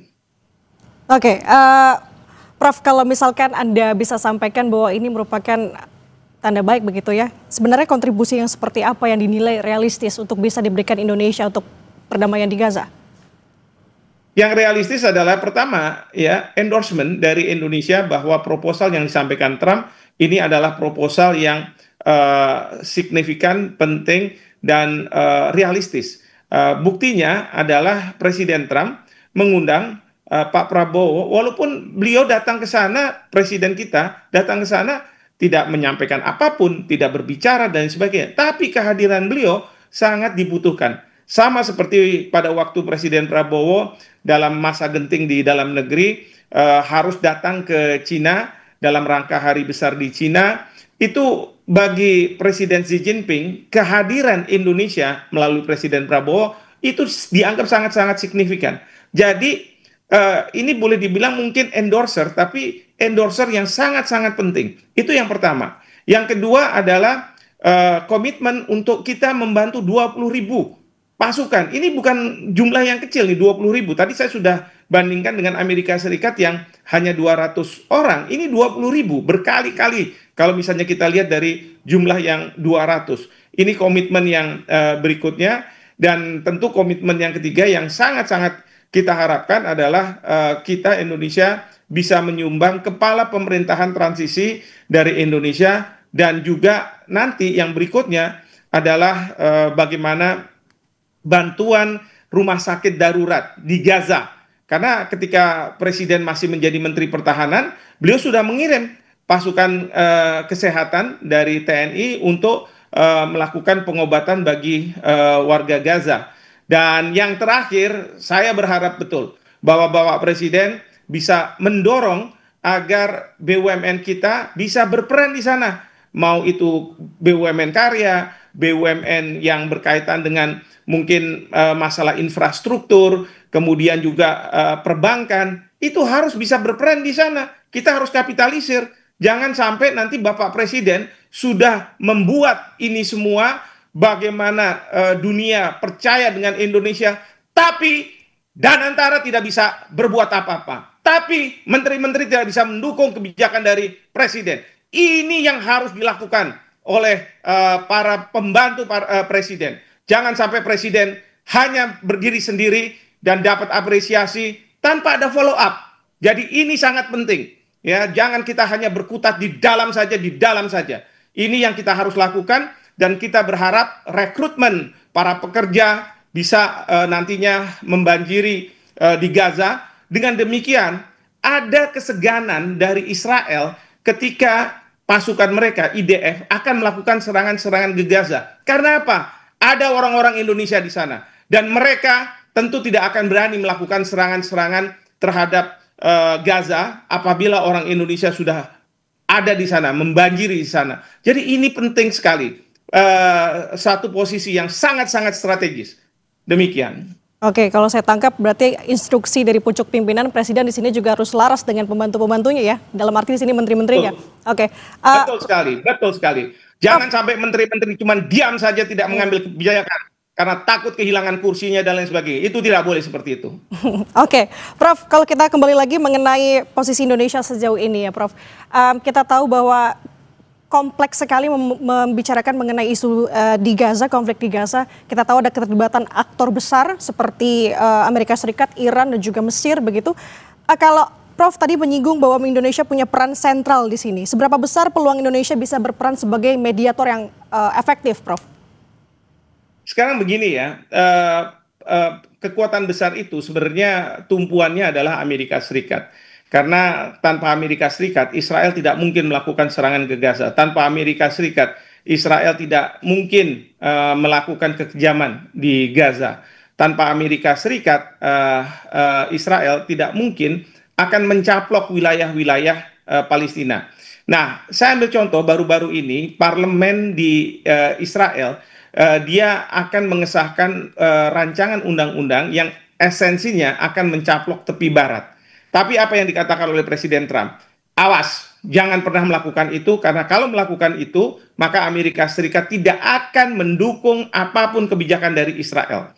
Lalu kemudian ini sudah diulang lagi oleh Wakil Presiden Vance dan kemudian juga Menteri Luar Negeri Rubio. Jadi sudah jelas dan tegas bahwa Amerika Serikat tidak mau melakukan dukungan apabila Israel melakukan pencaplokan terhadap tepi barat. Dalam masa gencatan senjata ini, coba bayangkan, dalam masa gencatan senjata ini Israel mau berbuat seperti itu. Nah, kemudian kita tahu tanggapan dari Perdana Menteri Netanyahu, beliau minta supaya partainya tidak melakukan pengesahan terhadap rancangan undang-undang tersebut. Memang ada sayap kanan yang menginginkan agar itu terjadi, tetapi Netanyahu mungkin juga paham bahwa tanpa ada dukungan dari Amerika Serikat, maka apapun kebijakan dari Israel terhadap Palestina itu akan gagal. Nah, yang kedua, yang penting kita juga perlu pahami adalah Presiden Trump sudah menyampaikan kepada Perdana Menteri Netanyahu beberapa waktu yang lalu bahwa yang Perdana Menteri Netanyahu hadapi adalah dunia melawan Israel sekarang ini. Karena coba bayangkan, 157 negara sudah mengakui Palestina sebagai sebuah negara. Lalu yang kedua, pada waktu Perdana Menteri Netanyahu menyampaikan pidato di Majelis Umum PBB, banyak delegasi negara-negara itu yang walk out, menunjukkan bahwa dunia tidak sepakat dengan alasan selama ini yang diberikan oleh Israel bahwa serangan ke Gaza itu dalam rangka hak untuk membela diri. Sama sekali itu tidak benar, dan ini sudah mengarah kepada genosida atau ethnic cleansing yang kemudian dunia sangat mengkhawatirkan. Oleh karena itu, Presiden Trump mengatakan kepada Netanyahu bahwa Anda nggak punya pilihan lain pada waktu itu terkait dengan proposal 20 poin untuk menerima proposal ini. Kalau tidak, Anda akan menghadapi dunia. Jadi ini hal yang penting. Nah, sekarang peran Indonesia seperti apa? Saya berharap Bapak Presiden, karena hubungannya sudah seperti teman katakanlah antara beliau dengan Presiden Trump, maka beliau bisa mencoba melobi kepada Presiden Trump agar kepala pemerintahan nantinya adalah dari Indonesia, kemudian kita harus membanjiri Gaza dengan warga kita, bukan menjadi human shield, tapi Israel akan segan ya kalau misalnya yang ada di Gaza nantinya adalah warga Indonesia. Mereka tidak mau melakukan serangan-serangan dengan alasan Hamas, tapi kemudian akan mengenai warga kita. Jadi mereka akan ada semacam reluctancy untuk melakukan itu. Jadi masih banyak ruang yang bisa dilakukan oleh Bapak Presiden kepada Presiden Trump, ya. Tapi dengan catatan tadi follow up, ya, ini harus dilakukan follow up apa yang dilakukan oleh Bapak Presiden oleh para pembantunya. Oke, Prof, kita tangkap tadi poin-poin yang Prof sampaikan. Salah satunya adalah harapannya bahwa kepala pemerintahan transisi ini bisa berasal dari Indonesia. Kita harapkan ini sebuah pesannya bisa diakomodir pemerintah dan juga diimplementasikan oleh pemerintah. Terima kasih Profesor Hikmahanto Juwana, pakar hubungan internasional Universitas Indonesia. Selamat pagi Prof, sehat selalu. Assalamualaikum. Waalaikumsalam, terima kasih. Saudara tetap bersama kami di Sapa Indonesia Pagi. Usai jeda akan ada informasi sidang perdana kasus penganiayaan hingga menyebabkan kematian terhadap Prada Lukinamo digelar di Pengadilan Militer Kupang, Nusa Tenggara Timur, Senin pagi ini. Informasinya usai jeda, saudara. Sidang perdana kasus penganiayaan hingga menyebabkan kematian terhadap Prada Lukinamo digelar di Pengadilan Militer Kupang, Nusa Tenggara Timur pada Senin pagi ini, saudara.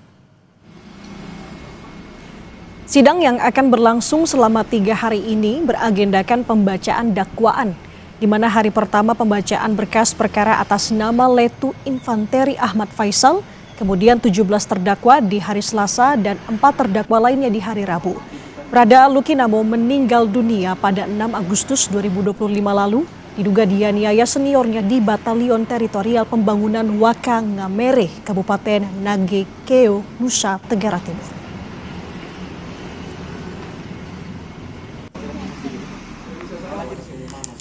Ibunda Prada Luki, Sepriana Paulina Mirpe, mengaku telah menerima surat panggilan Pengadilan Militer Kupang dan akan dihadirkan sebagai saksi dalam persidangan tersebut. Keluarga berharap semua fakta terkait kematian putranya bisa terang benderang dalam persidangan dan semua pelaku dihukum setimpal. Dan saya berharap, saya menggugah hati Bapak Hakim semuanya, mohon apabila mengambil keputusan, buatlah keputusan yang tepat agar almarhum anak saya bisa tenang dan kami orang tua juga bisa merasa puas. Dan saya berharap semua dipecat, tidak ada satupun yang tidak dipecat, semuanya 22 orang itu harus dipecat. Dan untuk mengetahui sidang perdana tewasnya Prada Luki, kita sudah terhubung dengan jurnalis Kompas TV Cito Senatun di Kupang, Nusa Tenggara Timur. Cito, selamat pagi. Untuk sidang perdana hari ini, bagaimana agendanya, dimulai kapan, dan apakah ibunda dari Prada Luki langsung dihadirkan hari ini juga? Baik, selamat pagi Nanda dan juga saudara. Memang untuk sidang perdana dari kasus Prada Luki yang tewas akibat diduga dianiaya oleh para seniornya di teritorial Wakangamere di Kabupaten Nagekeo, memang hari ini akan dilangsungkan sidang perdana di mana para satu terdakwa akan dihadirkan dalam sidang ini, di mana sidang ini beragendakan pembacaan dakwaan dari untuk salah satu terdakwa yakni Letnan 1 Ahmad Faisal. Dan memang sampai pagi tadi kami tiba di pengadilan militer yang ada di Kota Kupang, banyak masyarakat sudah datang dan juga para mahasiswa dan juga keluarga yang akan menyaksikan secara langsung jalannya persidangan sebentar nanti.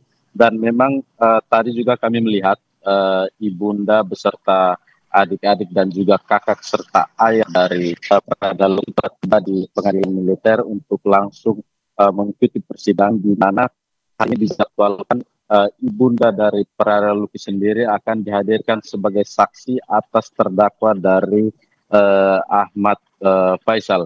Dan memang Nanda dan juga saudara, memang kami memantau sejak pagi tadi pengadilan militer begitu terbuka menyambut setiap masyarakat yang datang, dan karena itu pengadilan berharap masyarakat dapat memantau langsung perkembangan kasus ini, karena memang kasus ini baru dikirimkan berkasnya dari auditorat militer yang ada di Kupang pada tanggal 20 Oktober dan hari ini akan segera disidangkan.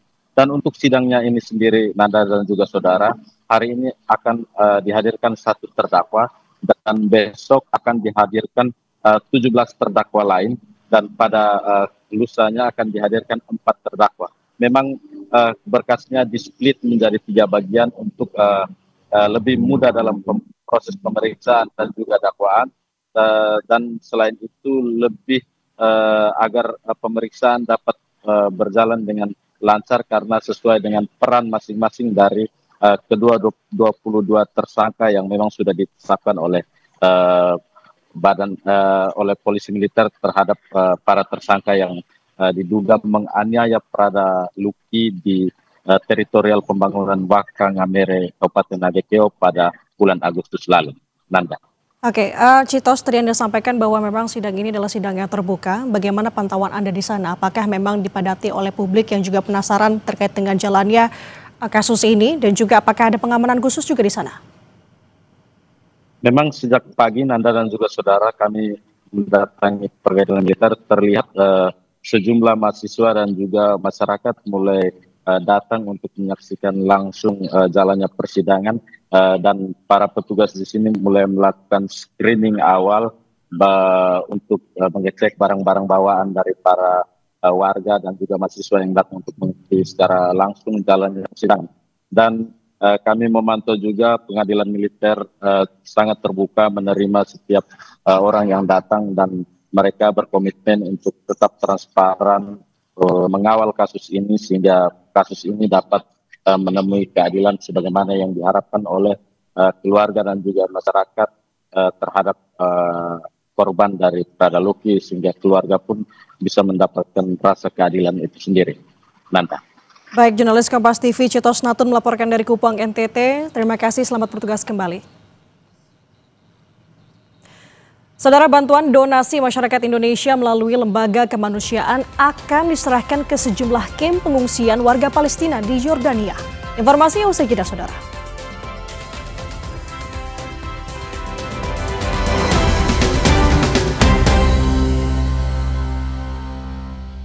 Aku coba Le Mineral, seger banget, nggak bikin enak sama sekali. Benar, karena Le Mineral dari pegunungan terpilih. Setiap tetesnya melewati lapisan batuan alami, membuat airnya lebih sehat, lebih segar. Kayak ada manis-manisnya. Le Mineral. Situasi genting harus ekstra cepat. Aduh. Bodrek, cepat redakan sakit kepala. Sakit kepala berat, nyeri. Minum Bodrek Extra. Bodrek dengan Smart Formula. Kalahkan sakit kepala dan nyeri. Bodrek terus menangkan harimu. Tidak semua air itu aqua. Yang dipilih dari sumber air di gunung terlindungi, disaring bertahun-tahun oleh lapisan bebatuan, dan kaya akan mineral alami yang seimbang.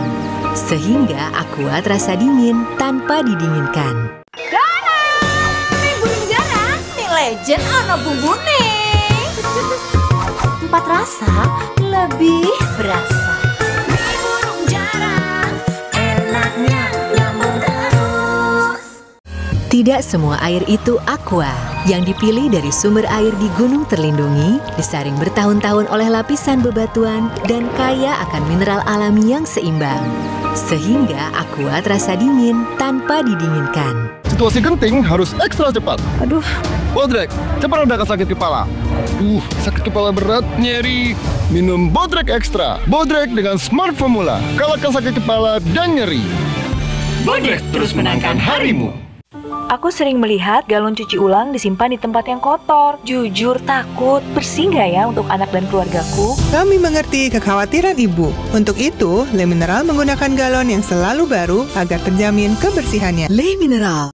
Lidah orang Indonesia itu sukanya yang gurih. Makanan sih banyak. Emang ada ya kopi gurih? Ada, Creamy Latte. Dibuat dari kopi grade Brazil, gurih susu New Zealand. Benar, gurih. Iya, gurih. Creamy Latte, kopi latte, gurih. Selamat El telah memenangkan uang tunai 10 juta rupiah dari Aqua Hadiah Miliaran. Terus pas dibuka ada kode unik nih. Temukan kode unik di balik tutup botol Aqua. Saya menangkan hadiah miliaran. Duh, minum Oskadon SP. Nyeri otot punggung sis. Minum Oskadon SP. Aktif Oke Formula, tindakan nyeri tanpa ngantuk. Oskadon SP. Sakit pinggang, nyeri otot, nyeri sendi. Go, let's go. Pancen oye. Pas aku coba Le Mineral, seger banget, nggak bikin enak sama sekali. Benar, karena Le Mineral dari pegunungan terpilih. Setiap tetesnya melewati lapisan batuan alami, membuat airnya lebih sehat, lebih segar. Kayak ada manis-manisnya. Le Mineral. Beli popok celana dewasa 3-in-1 buat Eke si Oma Lenca. Ekstra serat, ekstra kering, ekstra tipis. Kebelet, beli aja. Praktis, gak bocor say. Oma Opa, no worry. Pakai. Semua jadi easy. Tidak semua air itu aqua. Yang dipilih dari sumber air di gunung terlindungi, disaring bertahun-tahun oleh lapisan bebatuan, dan kaya akan mineral alami yang seimbang. Sehingga aqua terasa dingin tanpa didinginkan. Lidah orang Indonesia itu sukanya yang gurih. Makanan sih banyak. Emang ada ya kopi gurih? Ada, Creamy Latte. Dibuat dari kopi grade Brazil, gurih susu New Zealand. Benar, gurih. Iya, gurih. Creamy Latte, kopi latte, gurih. Kok yang ini, Pak? Kalau tutupnya aja gini, isinya gimana? Tidak semua air itu sama. Aqua dalam galon yang dibersihkan 20 kali, diisi tanpa tersentuh tangan dan ditutup sempurna. Aqua, 100% murni, 100% aman.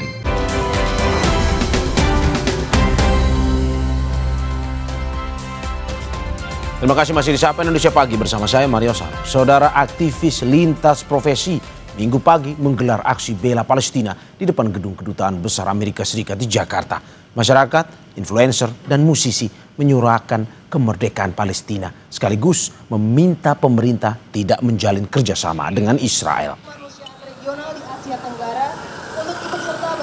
Aksi teatrikal hingga alunan musik mewarnai aksi bela Palestina di depan Kedutaan Besar Amerika Serikat di Jakarta Minggu pagi. Peserta aksi mengajak publik bersuara lantang untuk memperjuangkan kemerdekaan Palestina. Assalamualaikum warahmatullahi wabarakatuh.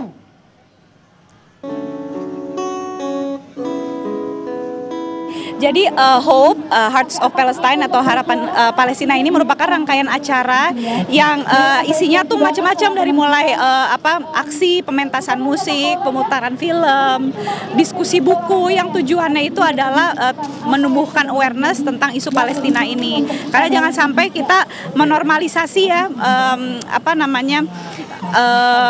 peristiwa genocide dan juga occupation yang terjadi di tanah Palestina itu sama sekali tidak normal, teman-teman. Dan kalau misalnya kita merupakan manusia yang masih punya hati nurani, harusnya emang kita sudah bersuara gitu.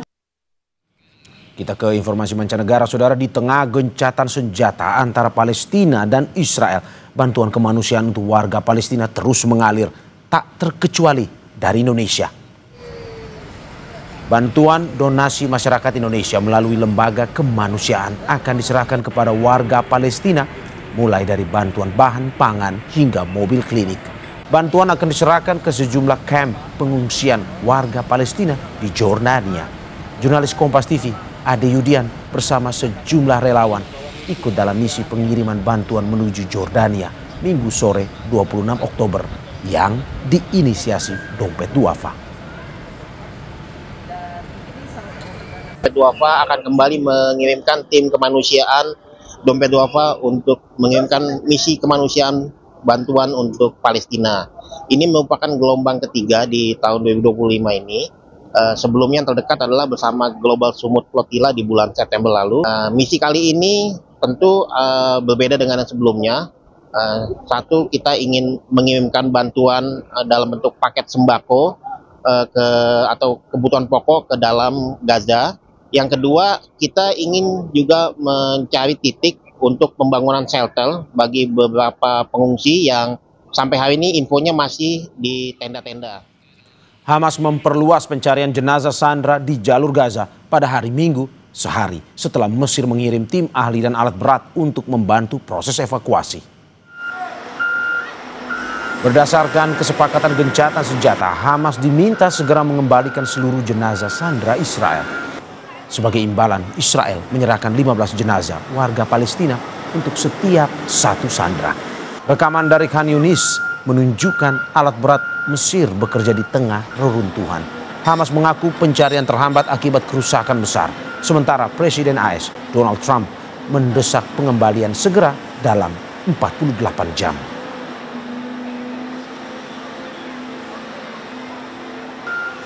Sejak konflik Israel-Hamas meletus pada Oktober 2023, wilayah Gaza porak-poranda.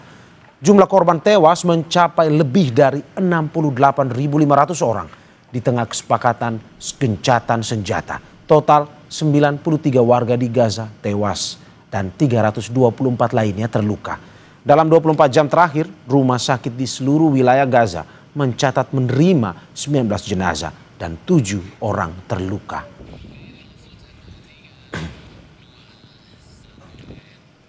Kita ke informasi lainnya, Saudara. Mahfud MD mengaku tak mengetahui perkembangan pembentukan Komite Reformasi Polri bentukan Presiden. Sebelumnya Mahfud disebut-sebut bakal jadi anggota lembaga bentukan istana tersebut.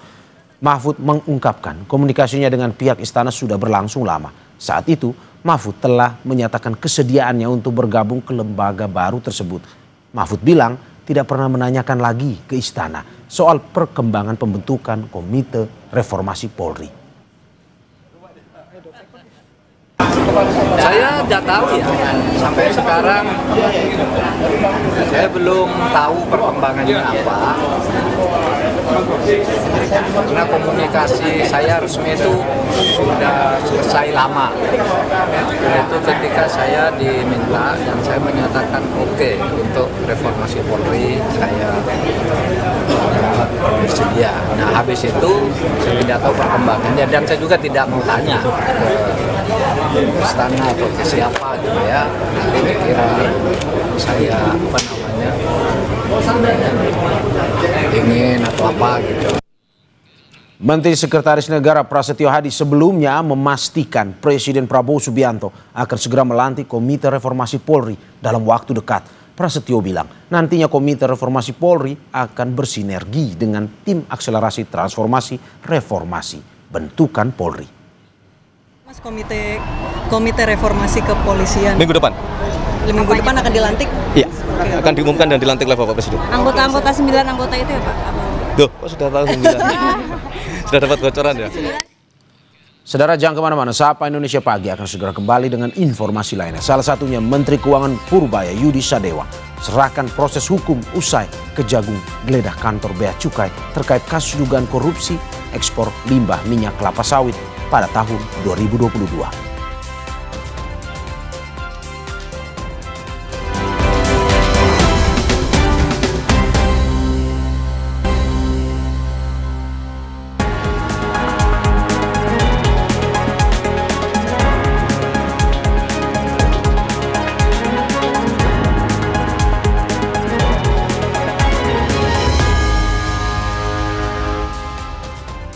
Kita masuk dalam segmen Kompas Bisnis, Saudara, bersama saya Bremana Atenaya. Menteri Keuangan Purbaya Yudi Sadewa menanggapi penggeledahan kantor Bea Cukai oleh Kejaksaan Agung terkait dugaan korupsi ekspor limbah minyak kelapa sawit pada 2022.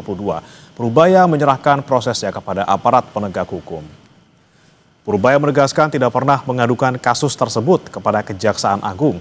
Purbaya juga akan mengikuti proses kasus tersebut.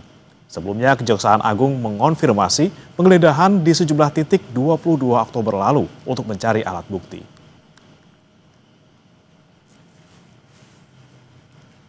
menggeledah kasus ekspor limbah pengolahan CPO, Pak. 2020. Betul, 2022 Pak. Ya, Pak. Biar aja lah, itu kan orang lab yang diperiksa katanya, biar aja ntar lihat lab seperti apa. Tapi kalau lab itu complicated di lab itu, bukan, itu kan ke lab kan kelihatannya si ekspornya cukup canggih tuh, tapi itu pasti akan debatable. Bukti ilmiahnya seperti apa, saya nggak tahu, biar aja proses berjalan. Itu Bapak yang melaporkan kok, Pak? Bapak yang melaporkan bukan, Pak? Kejaksaan Agung membenarkan telah menggeledah kantor pusat Bea Cukai pada Rabu 21 Oktober. Penggeledahan terkait dengan penyidikan kasus dugaan korupsi ekspor limbah minyak kelapa sawit. Selain kantor Bea Cukai, Kejagung juga menggeledah sejumlah tempat seperti rumah pejabat Bea Cukai. Dalam penggeledahan ini, Kejaksaan Agung menyita sejumlah dokumen, baik berbentuk fisik maupun berupa alat elektronik.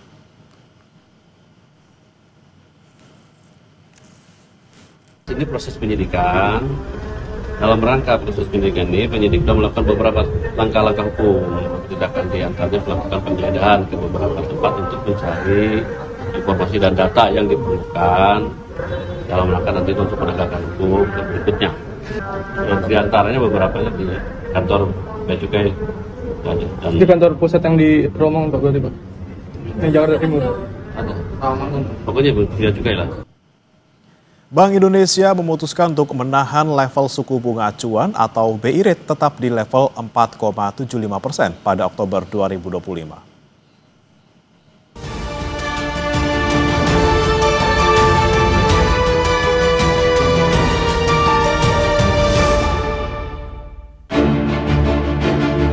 Hasil rapat Dewan Gubernur Bank Indonesia periode Oktober 2025 memutuskan suku bunga acuan atau BI rate tetap di 4,75%. Namun secara akumulasi, BI rate sepanjang tahun ini sudah 5 kali turun dengan total 125 basis poin. Memutuskan untuk mempertahankan BI rate tetap sebesar 4,75%. Suku bunga deposit facility tetap sebesar 3,75% dan suku bunga lending facility tetap sebesar 5,5%. Keputusan ini konsisten dengan perakiraan inflasi tahun 2025 dan 2026 yang tetap terjaga rendah dalam kisaran sasaran 2,5 plus minus 1%. Upaya mempertahankan stabilitas nilai tukar rupiah yang sesuai dengan fundamental di tengah ketidakpastian global yang masih tinggi, serta sinergi untuk turut memperkuat pertumbuhan ekonomi. Kedepan, Bank Indonesia akan terus mencermati efektivitas transmisi kebijakan moneter longgar yang telah ditempuh, prospek pertumbuhan ekonomi dan inflasi, serta stabilitas nilai tukar rupiah dalam memanfaatkan ruang penurunan suku bunga BI rate. Di tengah ketidakpastian global, nilai tukar rupiah hingga Oktober 2025 masih tetap terkendali karena didukung oleh kebijakan stabilisasi Bank Indonesia.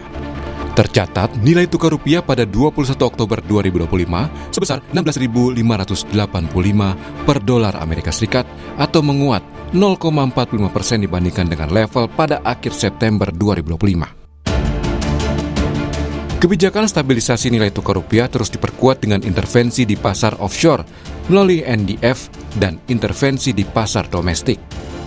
Melalui pasar spot, di NDF serta pembelian surat berharga negara di pasar sekunder. Selain itu, dalam upaya menjaga stabilitas dan turut mendukung pertumbuhan ekonomi berkelanjutan, Bank Indonesia juga mengeluarkan respon bauran kebijakan lainnya. Di antaranya, Bank Indonesia melakukan penguatan operasi moneter pro-market untuk memperkuat transmisi penurunan suku bunga, meningkatkan likuiditas, dan mempercepat pendalaman pasar uang dan pasar valuta asing atau falas. Dalam upaya mendorong pembiayaan atau kredit perbankan, Bank Indonesia melakukan penguatan kebijakan insentif likuiditas makroprudensial atau KLM yang berbasis kinerja dan berorientasi ke depan yang berlaku efektif mulai 1 Desember 2025. Masih dalam upaya mendorong pertumbuhan pembiayaan, Bank Indonesia melakukan penguatan kebijakan makroprudensial longgar, di antaranya mempertahankan rasio loan to value atau financing to value untuk kredit properti paling tinggi sebesar 100%. Dan uang muka kredit kendaraan bermotor bank paling rendah sebesar 0% yang berlaku efektif 1 Januari hingga 31 Desember 2026. Kedepan, Bank Indonesia terus memperkuat sinergi kebijakan bersama Komite Stabilitas Sistem Keuangan atau KSSK untuk menjaga stabilitas sistem keuangan. Sinergi kebijakan Bank Indonesia dan pemerintah juga terus diperkuat untuk menjaga stabilitas dan mendorong pertumbuhan ekonomi yang sejalan dengan program Asta Cita pemerintah. Vicky Gwen, Tim Liputan, Kompas TV. Informasi lainnya, Saudara, untuk meningkatkan produksi minyak nasional, Pertamina Hulu Rokan terus melakukan berbagai upaya teknologi inovatif, salah satunya melalui penerapan teknologi Chemical Enhanced Oil Recovery atau CEOR. Lalu seperti apa penerapannya? Berikut laporan jurnalis Kompas TV Jihan Jufri dan juru kamera Aufa Farid.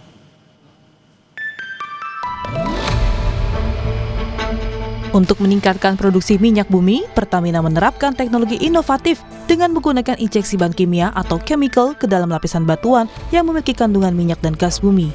Targetnya, penerapan teknologi ini, Pertamina dapat mencapai target produksi 1 juta barel minyak per hari pada 2030 mendatang. Ya saudara, di belakang saya ini merupakan salah satu proyek yang sedang dibangun oleh Pertamina Hulu Rokan, yakni untuk meningkatkan produksi minyak. Nah, untuk teknik dan lebih lengkapnya langsung aja kita bertanya dengan Bapak Kaisar, betul ya Pak? Ya, ini betul. Kalau saya boleh tanya, ini kan penggunaan sistem chemical EOR ya? Mungkin boleh dijelaskan sedikit Pak, ini penerapannya seperti apa? Baik, jadi konsepnya itu kita menginjeksikan sabun dan polimer ke dalam bumi menggunakan pompa bertekanan tinggi, di mana di sana nanti si surfaktan itu kita harapkan minyak yang menempel di dalam batuan bumi itu akan terlepas seperti konsepnya kita mencuci tangan pakai sabun, dan nanti akan didorong oleh polimernya, dan nanti pada saat udah mencapai sumur produksi kita produksikan dan kita pisahkan lagi. Kurang lebih teknologi seperti itu. Jadi ini akan menambah penghasilan, menambah minyak barel yang produksi yang akan kita dapatkan nanti. Oke, baik. Untuk jenis-jenis chemical atau kimia yang akan diinjeksikan ini boleh dijelaskan sedikit Pak, apa saja? Oke, baik. Ada 3 komponen utama, yaitu yang pertama adalah surfaktan yang untuk mencucinya tadi. Yang kedua adalah polimer untuk fluida yang kental gitu ya. Jadi kita penyapuan di batuannya itu lebih banyak, lebih baik. Dan ketiga itu adalah soda es. Jadi soda es ini adalah komponen yang untuk mendukung surfaktan agar bisa bekerja dengan lebih baik. Jadi kurang lebih 3 itu Mbak, komponen utamanya. Target produksinya ini untuk peningkatan di berapa barrel itu Pak? Kita targetkan untuk proyek Minas COR Stage 1 Area A ini, kita targetkan peak production sekitar 2.800 barrel oil per day. Oke, untuk peningkatan sekitar 2.800 barrel oil per day begitu ya. Oke, baik, terima kasih banyak Pak Kaisar. Itu dia saudara, memang nantinya ini akan segera diterapkan informasinya di akhir tahun ini atau tepatnya di bulan Desember 2025 ini. Mari kita nantikan akan seperti apa penerapannya oleh Pertamina Hulu Rokan di akhir tahun ini. Jufri, Aufa Farid, Kompas TV, Minas Pekanbaru. Dalam setahun pemerintahan Prabowo Gibran, bursa pasar saham berjalan naik turun. Total dalam setahun, dana asing yang kabur dari Indonesia mencapai 85,3 triliun rupiah. Meski demikian, Menkeu Purbaya Yudi Sadewa bilang, IHSG bakal melesat alias to the moon dalam jangka pendek. Informasinya sesaat lagi.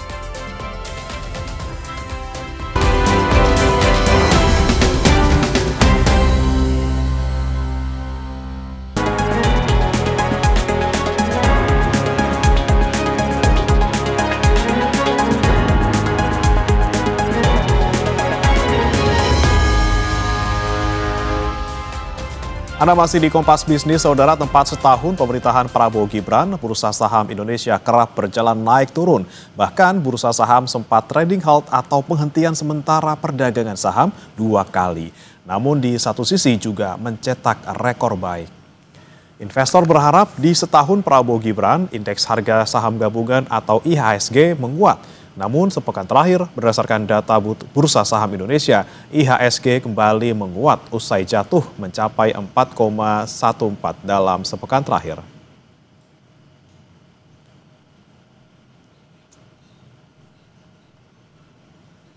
Kompas Bisnis mengambil data dari RTI pada data 1 tahun pemerintahan Prabowo Gibran berjalan, net foreign sale atau dana asing yang keluar adalah 85,31 triliun rupiah. Meski demikian, Menkeu Purbaya Yudi Sadewa bilang, angka di pasar saham akan go to the moon yang memperkuat sentimen positif di bursa.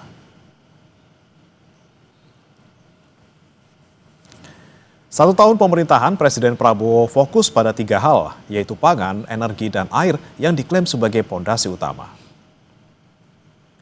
Prabowo menilai sektor pangan, energi, dan air masih menjadi pekerjaan rumah bagi pemerintahannya saat sidang Kabinet Paripurna di Istana Negara Jakarta Senin siang. Prabowo bilang bahwa 3 sektor tersebut dapat memperkuat fundamental ekonomi Indonesia sekaligus meningkatkan ketahanan negara menghadapi perubahan iklim dan tantangan masa depan. Dan fundamental ekonomi setiap bangsa yang paling azasi adalah pangan dan energi dan air. Asal kita sadar ini, kita fokus ini, kita yakinkan kebijakan-kebijakan kita menjamin kita mampu memproduksi dan distribusi pangan dengan baik, dengan efisien, energi juga demikian, mampu mengelola air, kita kuat. Kita pantau bagaimana pergerakan bursa saham pagi hari ini bersama dengan jurnalis Kompas TV Zevanya Sitomeang dan juru kamera Jadivan Prapta di Bursa Efek Indonesia. Selamat pagi Zevanya, bagaimana pembukaan bursa pagi hari ini?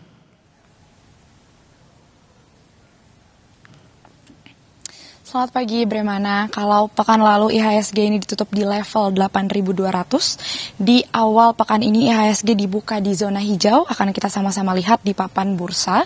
Terlihat bahwa pekan ini indeks harga saham gabungan dibuka di zona hijau di level 8.325,71 atau terapresiasi sebesar 0,69% atau setara 52,30 basis points. Dimana kalau kami melihat dari informasi yang kami himpun, memang di pekan ini terlihat perhatian pasar ini berfokus pada pertemuan The Fed. Kemudian juga pasar ini sedang mencermati bagaimana nantinya akan terjadi pertemuan antara Presiden Amerika Serikat Donald Trump dengan Presiden China Xi Jinping pada Kamis mendatang.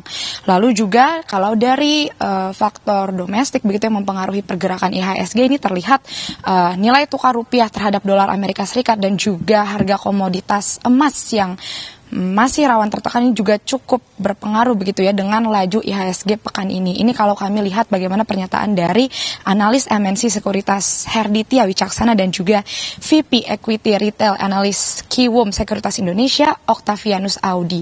Kalau melihat juga bagaimana seperti yang sudah Anda sampaikan tadi, dalam 1 tahun ini terlihat total dana asing yang keluar ini ada sebesar 85,31 triliun, di mana kita lihat sepanjang tahun 2025 ini memang penuh dipimpin oleh pemerintahan Prabowo Gibran. Sehingga kalau kita melihat dinamika dari 1 tahun pemerintahan Prabowo Gibran ini memang bisa dikatakan cukup dramatis begitu ya bagaimana pergerakan saham. Kalau kita kilas balik lagi sedikit dari pertama kali pemerintahan atau Presiden Prabowo Subianto dan juga wakilnya Gibran Rakabuming Raka ini baru dilantik, IHSG ini memang sempat mengalami kejatuhan hingga 9,19%, di mana menginjakkan kaki di level 7.000 yang dimana ini investor masih membaca atau menantikan arah kebijakan ekonomi dari pemerintahan Prabowo Gibran pada saat itu ya, karena kita melihat pada saat kampanye mungkin banyak program-program dari Presiden Prabowo seperti salah satunya program makan bergizi gratis ini yang cukup menuai pro kontra, kemudian salah satunya juga terkait anggaran di bidang pertahanan ini yang cukup besar sehingga dikhawatirkan ada kan butuh banyak dan dana yang besar dan juga peningkatan defisit ini membuat investor cukup berhati-hati atau berjaga-jaga. Bahkan Presiden Prabowo ini juga memang sempat bilang ketika peluncuran program MBG pada saat itu ia sudah diwanti-wanti IHSG ini akan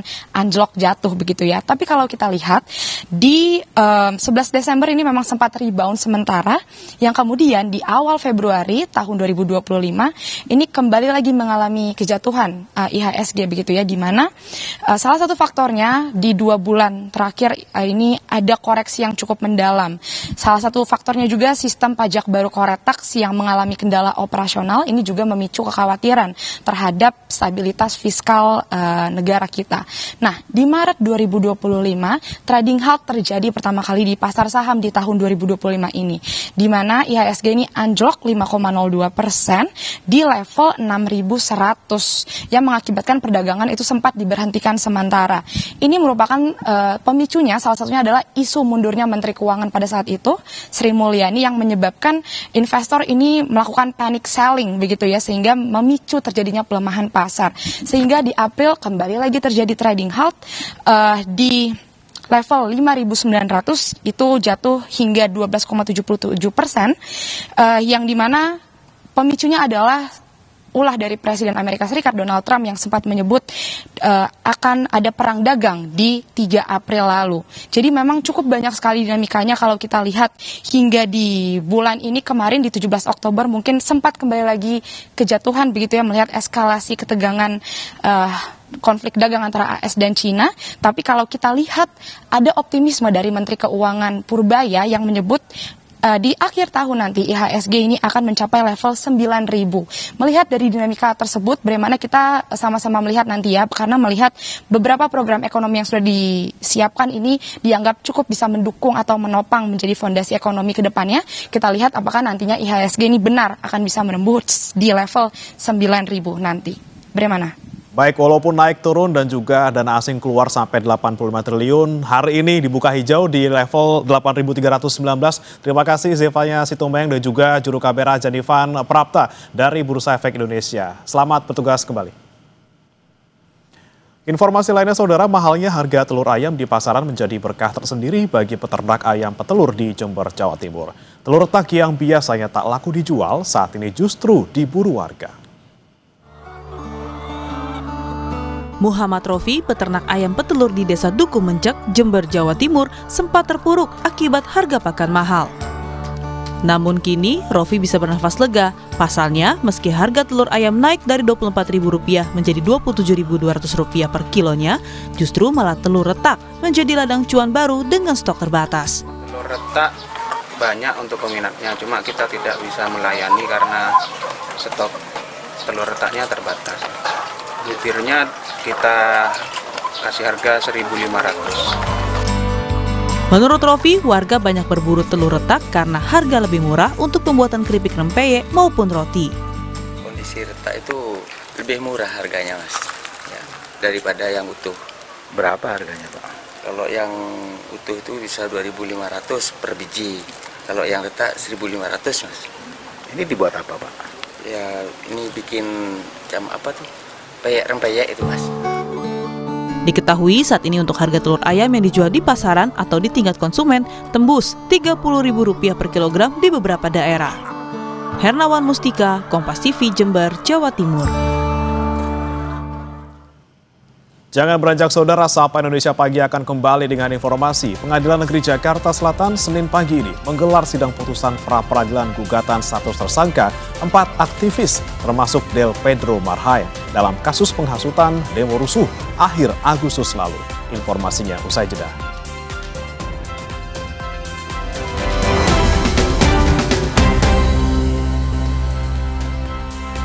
Terima kasih masih di Sapa Indonesia Pagi bersama saya Maria Sarong. Saudara, sidang putusan pra-peradilan Direktur Lokataru Del Pedro Marhain Rismansyah terkait status tersangka kasus dugaan penghasutan aksi anarkistis digelar hari ini, Senin 27 Oktober 2025. Sidang digelar di Pengadilan Negeri Jakarta Selatan.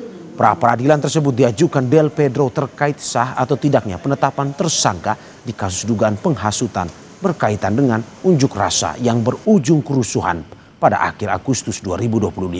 Selain Del Pedro, ada juga Muzaffar Salim dan Karik Anwar yang menjalani sidang putusan pra-peradilan dalam kasus dugaan penghasutan aksi unjuk rasa. Sidang keduanya digelar di ruangan yang berbeda. Sebelumnya, Del Pedro CS melalui tim advokasi untuk demokrasi Taut melayangkan gugatan pra-peradilan terhadap Polda Metro Jaya ke Pengadilan Negeri Jakarta Selatan pada Jumat 3 Oktober lalu.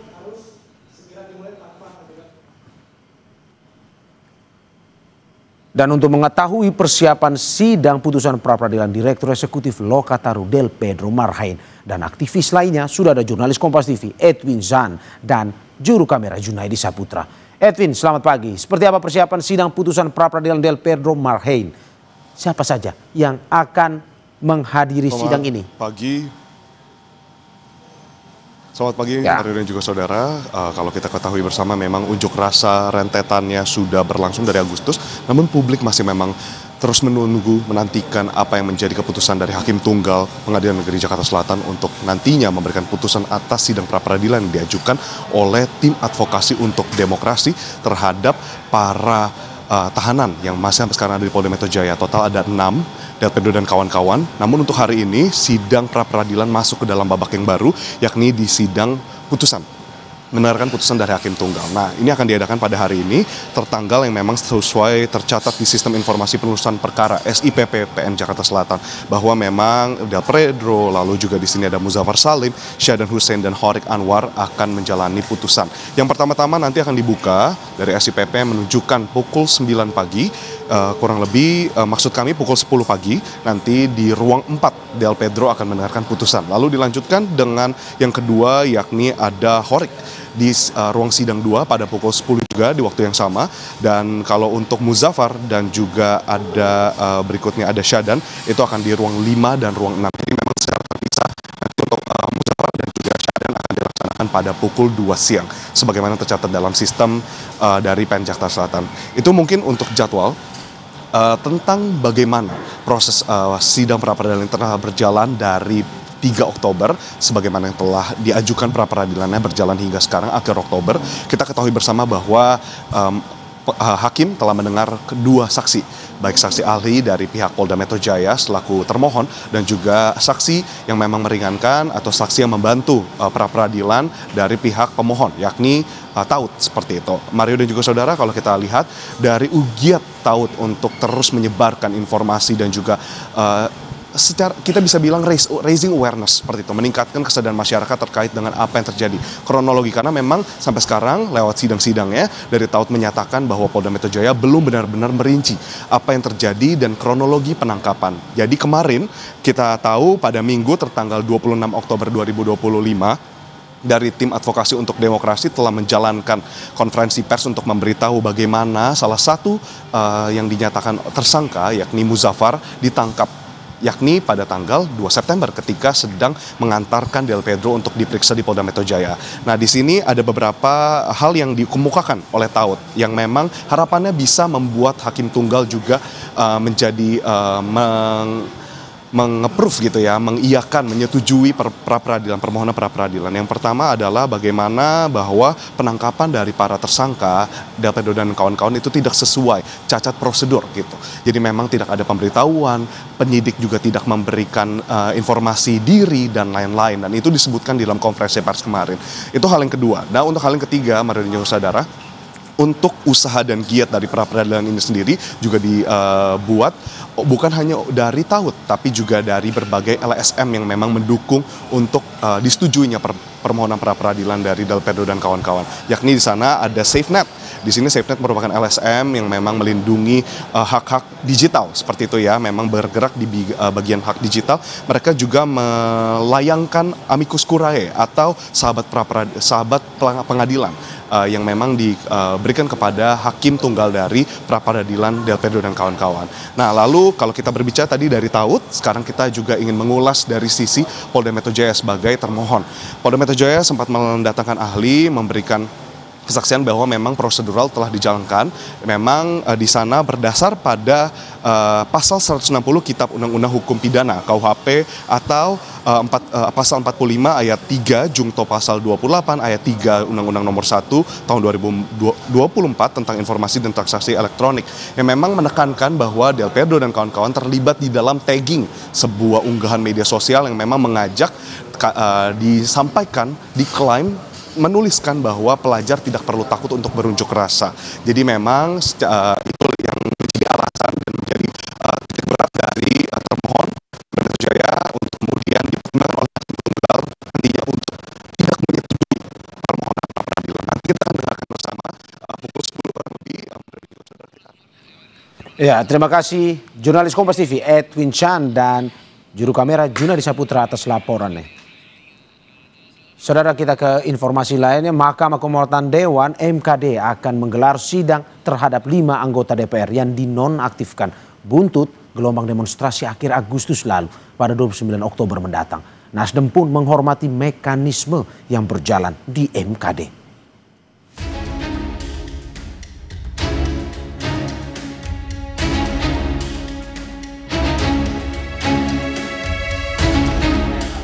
Sidang dugaan pelanggaran etik 5 anggota dewan yang telah dinonaktifkan oleh fraksi masing-masing akan digelar pada Rabu 29. Pelanggaran etik sejumlah anggota dewan yang dinonaktifkan fraksi. Pimpinan DPR sudah mengizinkan untuk mengadakan sidang terbuka MKD di masa reses. Rencananya akan dimulai pada tanggal 29 Oktober 2025. Ujar Dasko seperti yang kami kutip dari kompas.com. Menanggapi nasib 2 rekan satu partainya akan diputuskan MKD, Waketum Partai Nasdem Saan Mustafa memahami jika MKD harus memproses pengaduan masyarakat yang masuk untuk ditanggapi dan diputuskan. Ia pun yakin MKD mengedepankan prinsip keadilan. Pada dasarnya kenapa MKD melakukan sidang terhadap para anggota DPR yang nonaktif, ini terkait dengan adanya pengaduan-pengaduan dari masyarakat terhadap mereka-mereka yang nonaktif tersebut. Saya yakin MKD dalam sidang mengedepankan prinsip-prinsip keadilan dan kepastian. Jadi kita percaya kepada MKD. Sebagaimana diketahui, Sahroni, Nafa Urbah, Adis Kadir, Uya Kuya, dan Eko Patrio dinonaktifkan fraksi masing-masing buntut pernyataan kontroversial. Kalimat yang mereka lontarkan ke publik dinilai turut memantik kemarahan dan demonstrasi besar akhir Agustus lalu. Pernyataan itu meliputi penjelasan blunder tentang kenaikan tunjangan perumahan anggota dewan hingga pernyataan tidak empati terhadap situasi ekonomi di masyarakat. Tim Liputan Kompas TV.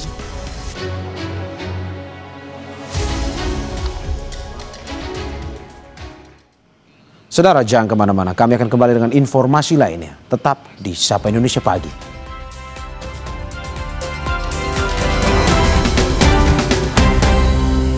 Kompas TV yang didukung oleh